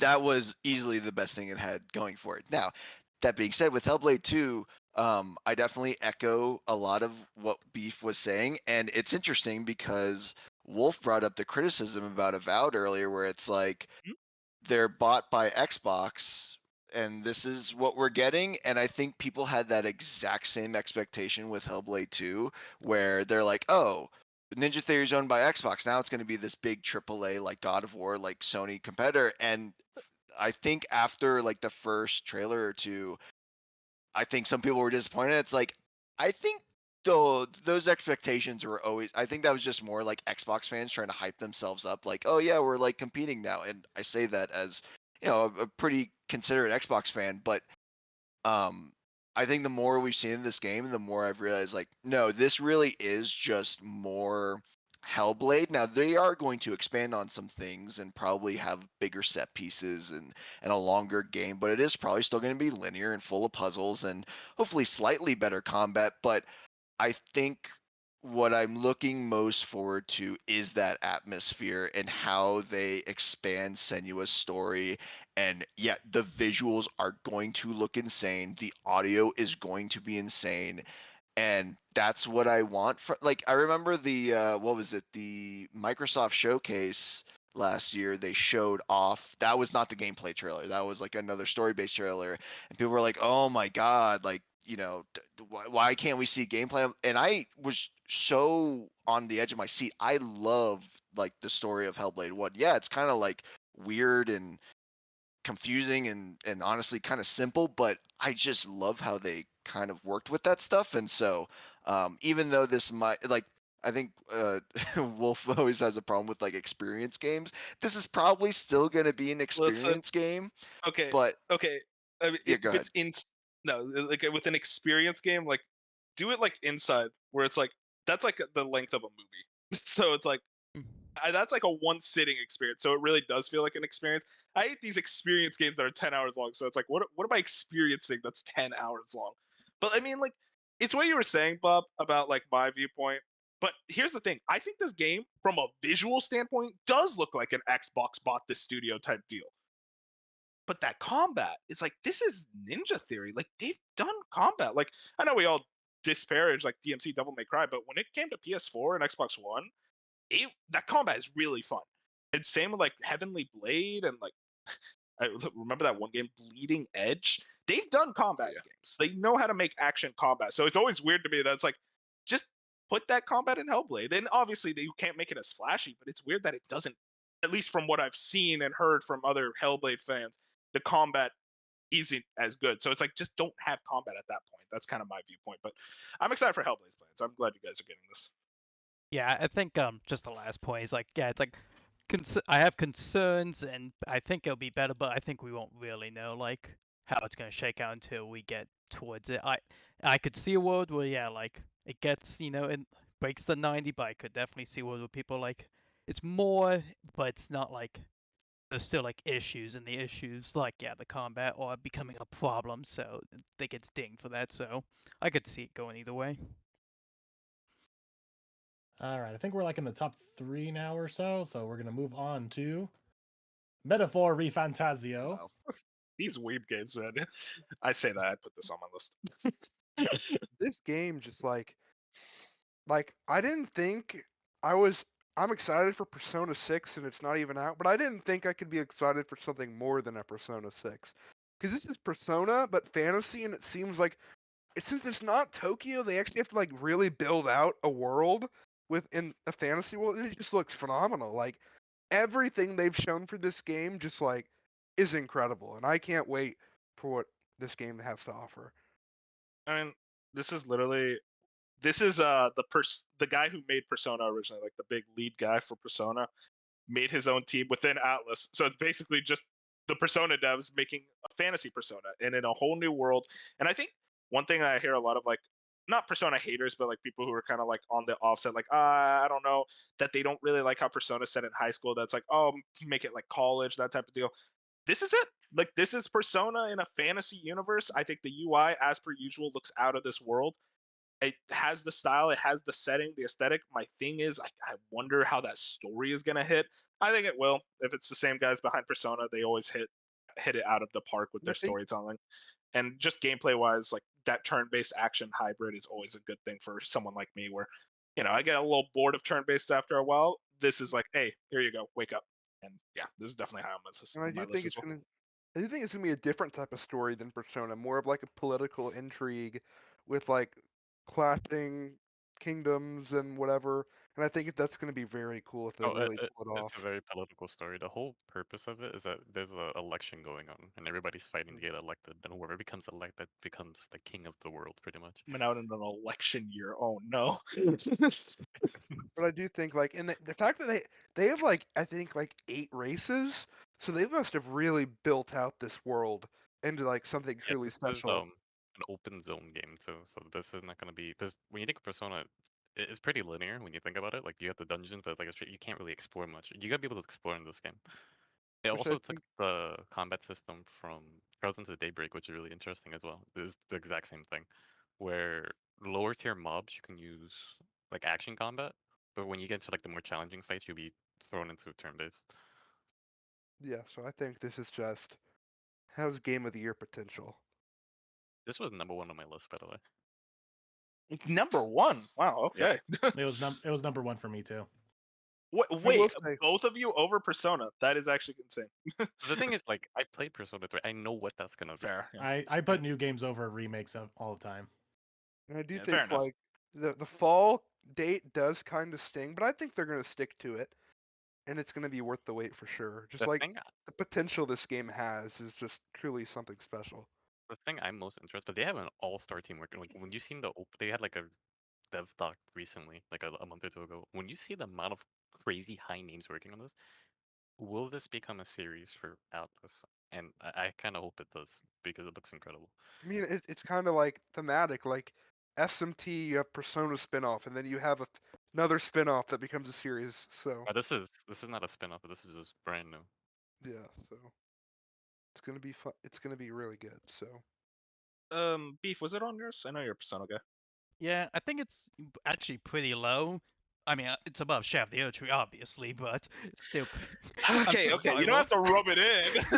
Hey, little I insulting just that way. I didn't put any DLC, so that's a screw up. Fair. Yeah, that's fair. Yeah, it's just a little low, which I guess on the it's just because I don't know too much about it, which is both interesting in that it's new, but also it's like what is it gonna be? How is it gonna be different to Persona? So I'm sure like There as we get is- close, I'll just finish. Like just as we get closer and they get more, I'm sure like. Oh, yeah, things I'm gonna sure we'll get a lot rise. of deep dives come like Yeah. summer, early fall. Yeah, as I mentioned, there's a really good and it's quite lengthy to deep dive on this game already, like a dev doc that came out a couple months. Like it flew under the radar, but it is really good and they've explained the game in good amount of detail. You get a good understanding what it is. All right, Real quick, that's it. I do want to ask real quick. Fusion, as an outsider to the JRPG genre, has this done anything for you, or are you still kind of like let me wait? I mean, this is I love the setting they're going for with this one, and I'm hoping I play Persona 3 Reload, and then that will be like, oh, these Persona games are really good, and it'll make my excitement for this go even higher. But like right now, I'm sitting in that like I'm interested, but it wasn't gonna make my list because I just don't know the team. I don't know that world enough to understand. You know what I mean? How long Fair enough. is Metaphor? Do we know roughly? Nah, nothing. we Probably They haven't 200 said hours. anything. That's gonna be a If- 100-hour If I game, had bro. to We guess can't it, stop. we're talking No, 70 to 80 hours. no, I'm thinking this is like Persona 5 length because if they're trying to really build out this fantasy world, it's just going to be a super long game. Listen, Yeah. my viewpoint is always like I don't want any game above 40 hours unless you're Rockstar or the Persona games. So I'm fine with this. Like, yeah, Persona games, the longer is just the better, in my opinion. Because that's my thing. Like I tried Persona 5. I think I got like 30 to 40 hours in, and I just couldn't do it, knowing I wasn't even like halfway or close to halfway. And so, like, I really want to like try these, but if Metaphor is just as long, then it's just gonna be one of those where there's I gotta be like doubt they go that far again. It's probably looking more like Persona 4 or original Persona 5, which is probably like in the 60 range. Yeah, if I had to guess based off everything they said, is looking to be 60 to 70 hours. That's a Oh, 80 that's max. that's still a lot. So, I but think I How many hours definitely do you put in SnowRunner, Bob? Let's hear that. moving on, Moon. I could even see it being on the lower side just because it's like the first entry, but if they were to do like a Metaphor 2, then they start cranking it up. So Oh this- yeah, for sure. Just because it's a new IP, they may be on the lower end. I could see that happening. Were the Shin Megami Tensei games this long too? Yes. Yes. Yes. That's crazy. I Okay. think they're like Those even games are way longer than too Persona. hard for me though. Those are I was like, longer than Yeah, Persona that games. 5 was hard, so I just I dropped it. I want to get into that series, but like everyone tells me, it's like, yeah, normal is basically like ultra hard difficulty in any other game. It's like Yeah. Shin Megami Tensei fans are how I feel like FromSoft fans are for other people. That's crazy. All right, so moving on to Like a Dragon Infinite Wealth. Oh shit, I forgot about this, dude. This game's gonna It fuck. comes out in like a month. How'd you forget? Oh, like Oh, not 2 even. weeks. Not even, it's like 2 Yeah. weeks. Yeah, Yeah. this game, before y'all who actually put it on your list, can I say something? Yeah, it's okay. I mean, it just this is like everything I've seen from this game looks absolutely fantastic. However, I need to play 1 through 8 and Gaiden first, so Jesus that Christ. just No, sucks. just play We'll see in- 7. No, See in I a few want years. I You want wanna- to play the series. I act like I know you're telling this, but no, I want to experience the series from Did- beginning to end. Pull a Dark, just watch the first like No. 6 games, because that No. combat, man. No, but the thing is, Bench is still right gonna though. be, like, I'm the same way where like I played Zero and I love Zero story so much, and I played like I'd say like first third of Kiwami, and I'm just like I really want to at least get through Kiryu's arc. So I'm in the same boat as you, bud. Don't you Yeah, worry. like I played 9 Trails games this year, and knowing that payoff you get from being to beginning into when stuff starts hitting, I just need to experience that with Yakuza as well. you know how long it's gonna take you to go through all those games? Oh, I don't expect to get to this game this year. However, when I get to it, I know it's going to be really good. The thing with Yakuza though is the story isn't consistent. They retcon every game. I'll Did play it? them all still. So if you play 2 and then you play 3 and then you play 4, they change a lot of the history in the Yakuza. They really just be doing whatever in the city. I mean, listen, Yeah. I'm saying this as someone who's only played Like a Dragon. That is like a top tier JRPG, and you're saying like, hey, this is Like a Dragon, but even bigger. I see this game and I see 2 games in one, basically. Like it is way bigger than I ever expect. It looks, for lack of a better word, it looks like it's infinite. Every and I always had like, I know the whole set point of Yakuza is like, oh, it's in Japan, Kamurocho, the town in like a dragon, all that. But I'm always like, man, I kind of want to see Kiryu in America. Like, I want to see what that happens. And hey, this is Hawaii, close enough. I mean, it's not even close enough. That is America. And I want to see a lot of like just joking, like just I want to see that culture shock. I'm a sucker for good fish out of water stories. Like that's my guilty pleasure. So just the idea of Ichiban wandering the streets of Hawaii, just out of his mind days, like what is going on, gets me so excited. And just, I mean, the combat, they look like they've actually like really taken a lot of the feedback from like kind of the complaints of Like a Dragon and said, hey, you know what, we're actually going to make this much better and really make it work, to get to a wider audience. I think this game's absolutely going to bang. I'm so ready for it. They also said this game is like 80 hours long. Lord Yeah. above. Well, It's just- not to go on what Wolf said. No, it's actually more like 4 games in one, because they completely went into that. There's like an Animal Crossing like city builder, and there's also like a Pokemon like Pokedex thing to collect a bunch of things. So there's like almost 4 games in this damn thing. Yeah, it's crazy. And like so I played Like a Dragon Gaiden, and I don't know why I picked that as my first Yakuza. Maybe it's the length, but after I beat that game, I unlocked the Infinite World demo, and I played a little bit of it, and man, this game looks like it was really fun to play the demo, because they gave you 2 demos. Like one of them is just exploring Hawaii and doing like some of the mini games, and the other was like actually playing a little bit of the story and doing the combat. And yeah, I did both, and yeah, I'm really excited for this world, and I Did you think I play should Like a play it. Dragon? No, that's what I was gonna say. I should play you that need first. to. Yeah. Like a Dragon. I think you would love Like a Dragon, Jet. I really recommend that one to you. All right. So as everyone's been saying in chat, I think we can all predict what the next couple are. Yeah, So really. we're moving on to Persona 3 Reload. 70? 70 points. Oh Yeah. my god. What kind of we put it on high of their My list, you know? goat. Like, Persona 3 is like one of my favorite games of all time. So this is almost okay, fair cheating. enough. This is Yeah. almost cheating too, because it's like it could just be the same game, but just it looks amazing. I am surprised like they made it look even better after Persona 5 because I really love the art style. Thief So is I'm just there's not too much to say about it really other than It- looking forward to Thief it is and My viewpoint is that it just looks like a new Persona game because I've It's never just more played Persona. yeah, that's So it's just a new exactly. Persona game, basically. And I'm like, hey, if that's the case, there was a little drama about like, oh, we're not including FES content, but Eh. Dark started yelling at everyone who said that and said, no, there's actually a reason. Dark, can you say it again? Because I forgot the reason. I'm not gonna get into it here because this show is going on really long. But Yeah. this game is incredible. The story it tells is great. If you haven't experienced it before, go in blind. Do not look up anything. Don't even like stop watching the trailers at this point. You already know the game's gonna be good. Yeah. It's a fantastic game.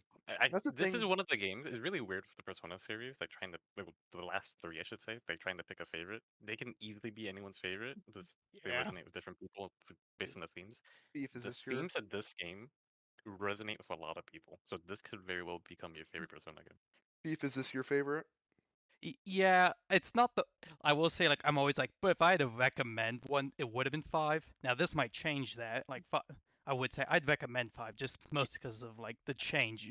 I It's agree. improved, obviously. But yeah, 3. I mean, it was the first one I played, and I was like, just got really into it, and obviously became a fan. So that's why it's mine. And like Dark said, like the themes, I think especially, like I like them. But yeah, so I think it's gonna be kind of interesting to see like this be reintroduced to people. Yeah, and I think what Wolf was saying, like going into 5, I've had a lot of stuff spoiled for me when I played it. In 4, while I haven't played, I do know some of the big spoilers. In 3, I know absolutely nothing. So this Same. couldn't be more of a fresh experience. Completely like it's just a new Persona game, like Wolf said. I couldn't be more excited. All I know is they point a gun at their head when they summon their Persona, which is so fucking metal. Yeah. That is so Oh, sick. that's the one. That's how Ooh. like 4 and 5 kind of start slow. 3, it's like the first cutscene, like they're showing that already, is and I'm raw like, as fuck. Yeah. This okay. game is tough. I'm like, oh, we're just starting. That's why I kind of think it's like kind of cool. It's like it just starts so chaotically. Yeah. I've never played like because I played just a very slight bit of a 5 and then 4 golden, but this one I'm planning to start and finish like fully, and I'm really excited You say that for this to now. be my yeah. kinda- Look, 3 is the shortest, so I think you can be fine. yeah, I exactly. think yeah. So if you want to go into length, with all the improvements that they made to Tartarus, like you being able to sprint through it now, it's possible that it is a little bit shorter than the Mhm. original game by like 5 hours. But besides that, I think you're still looking at like 50 to 60 hours. Yeah. That's sounds right. actually normal compared to like the I mean- Persona 4 80, Persona 5 100 hours Yeah. plus. And you say that, but it could also be like in longer because they may just add some more Nah. like They're not I adding mean, that much They're content. not adding anything, but They're Bench wants adding- every game to be long, dude. so Do you want it us is to beat true. games? No, Bench is correct. They are adding some new things that they showed because now you can It was really weird because back then you couldn't both have the male and the female social links. You only had one or the other, depending on what gender you picked for the main character to be. Now they're adding it both, so like Persona 4 and 5. But overall, they're not gonna add anything crazy to the story. It's still gonna be one to one of the base or Persona 3. Did they redesign the dungeons? Because that was the weakest part of the game, in my opinion. No, it's still you're still doing all the floors of Tartarus. They didn't design any. It still looks black with tiles. It's just different colors now. You can watch the gameplay Different footage. It's okay. colors. More colors. Yeah, if this game has one downside, it is Tartarus. So it's Mhm. just a big ass tower, and you're just doing different floors of the tower. And you I gotta mean, climb the whole thing. Persona 3 was made when they still had the Shin Megami Tensei title on the Persona games.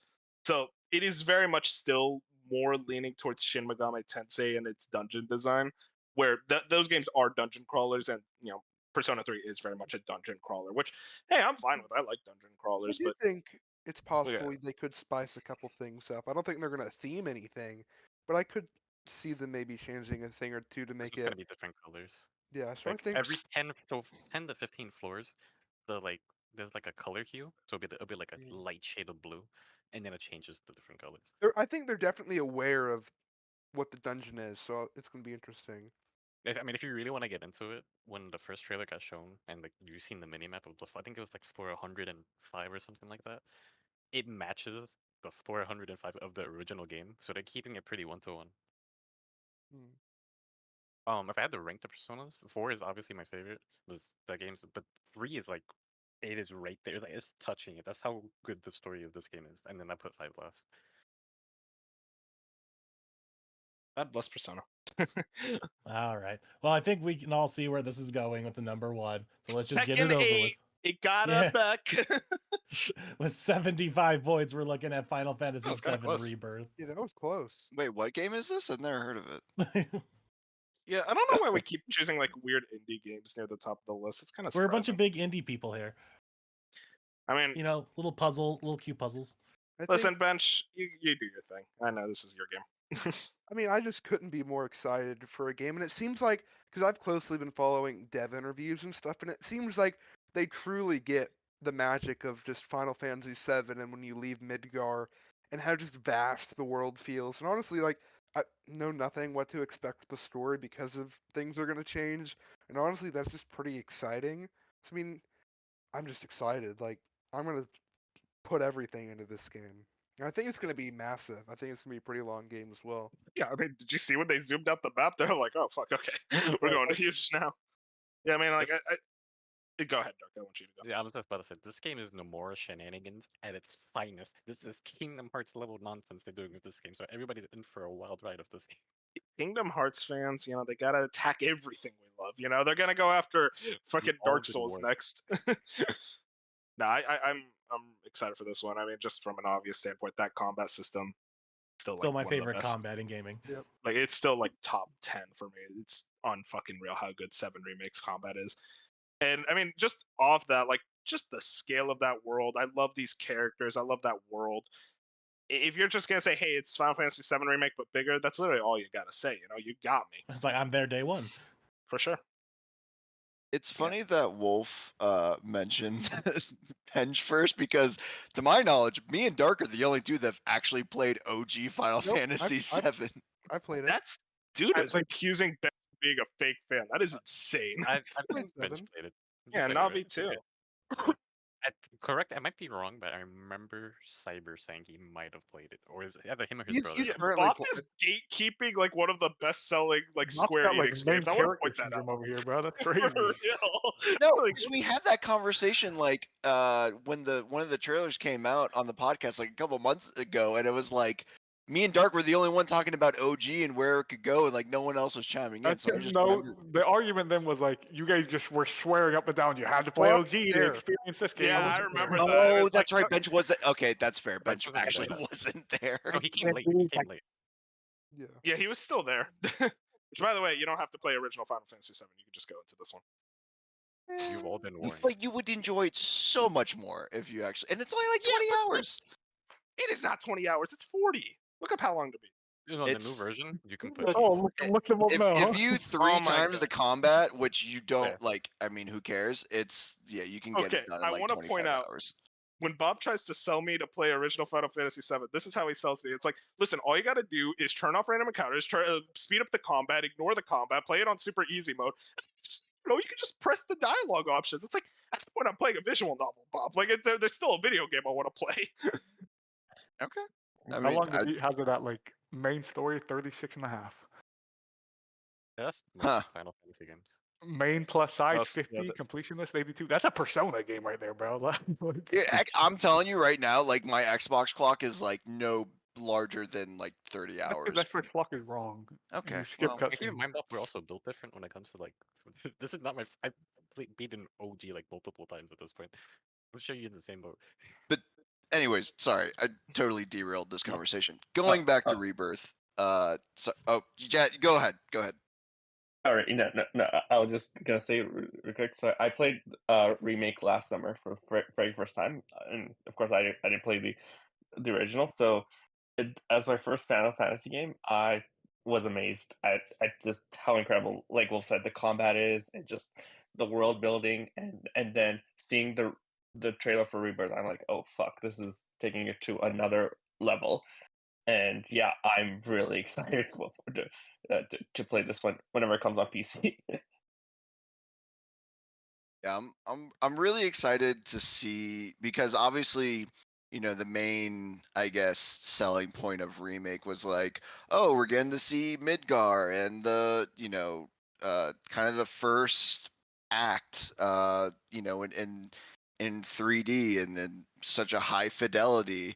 And then you see where they're going with the story. It's like, okay, this is not what I was expecting. And it's turning like more and more into like almost a kind of in a way a sequel more than it is a actual remake.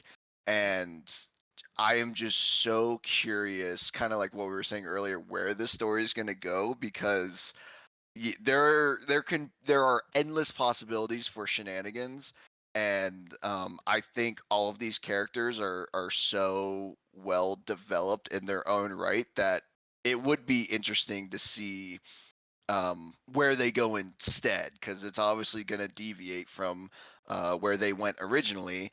And I'm very excited for that. I'm very excited for the combat to come back. I'm very excited for the open world. And honestly, probably going to spend like 30 hours in the Golden Saucer, if I'm being honest. Like, that just seems like, you want to talk about, like a dragon, infinite wealth, and their side stuff. Like, I would not be shocked if Rebirth has a ton of Golden Saucer like mini games and things that buy your time.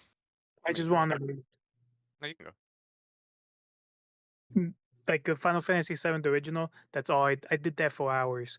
I was trying to get I forgot what you get if you get number 1. The Golden Chocobo. For the Golden Saucer? I think you're talking about the Golden Chocobo. There is no chocobo breeding in this game. For No, you- Rebirth? Yeah, there's no chocobo breeding in Rebirth. You Oh, only so- wait. okay, that takes something. Okay, I'm not gonna mention it. So is this really an improved game from the original then, if there's no chocobo breeding? I mean, you can drive like an ATV, I think. So Alright, that's it. Make this the SnowRunner game. They showed the Segway. You can you can just drive fall the down the Segway. Segway. Oh my god. Every that's game right. has segues though. Can we I mean, talk if about that? if you're wondering if this game is gonna deviate from the original, just look at the cover art. That explains Yeah. everything you need to do. Yep. I just cut off 1/3 of that box art. Nah, that's peak. Yeah, cut off Yeah, the we left ain't side. got enough time for that Yeah, conversation. that steelbook is gonna look so good. Fusion, I know you're really excited for this one as well. Yeah, I am. I haven't played OG. I'm currently playing for Crisis Core, so like I'm ramping myself Oh, up hell yeah. into like the world to do it. Final Fantasy VII Remake's like one of my favorite games of all time, I think, at this rate. And I love what they're building. That's my biggest thing with the OG fans. Every time I feel like I'm excited for Rebirth, I have to feel less excited because OG fans are like, "You didn't play OG. You can't like this video Yeah, game." look what you're doing Like, to my boy Fusion Dark. like, Come shut on. up. This is why people don't get No, into JRPGs not- because of I'm- certain people. I'm not saying they're here. I I'm not don't saying give it's here. a shit. I'm just saying I've seen Two that a of them are lot here. with You can- Rebirth, you can- especially when they're like, you "You can have enjoy you should play OG." Remake without playing OG, but I'm telling you, the story for Rebirth is built on the consensus that you played the original game. I don't know. I feel It's like I know the ruining it. story. You're doing I the feel like thing. You're I doing feel like the I know this story pretty well right now through Remake. That's just all I'm saying. I feel like I'm pretty confident in this story I'm being told right now through Yeah, just the Remake and Crisis Core. It's just one of those things where, like, I don't think anyone's saying you're not going to enjoy this game if you don't play 7. It's just, the reason people won't shut up about it is because it's crazy how much enjoyment you can get from it if you have played the original game, because it literally plays with your expectations. That's It's really very it. much a sequel. That's what it is. Well, I guess we'll find out. This was on all of our lists, right, man? Pretty much, I think. I think it was almost on everyone's. Yeah, who's the missing link here? Who avoided putting it on? I would have to go look it up. But Right? Everyone probably had it, I assume. Navi, Yeah. did you have something to say? I think I might have accidentally cut you off. Oh no, you're good. Okay. Beef, All was right. it on your list? Hmm? Yeah, I don't have much to say. Like, I'm looking forward to it, but yeah, it's like Cool. basically what everyone else said. Just like mostly interested to see what is different, where they're going with it, and I think so. It could go either way, but yeah, I'm definitely interested in it. All right, let's get to this draft. yeah, so we're actually going to cut off the audio here while I set up the draft, and I'll see you guys and viewers in just 1 second.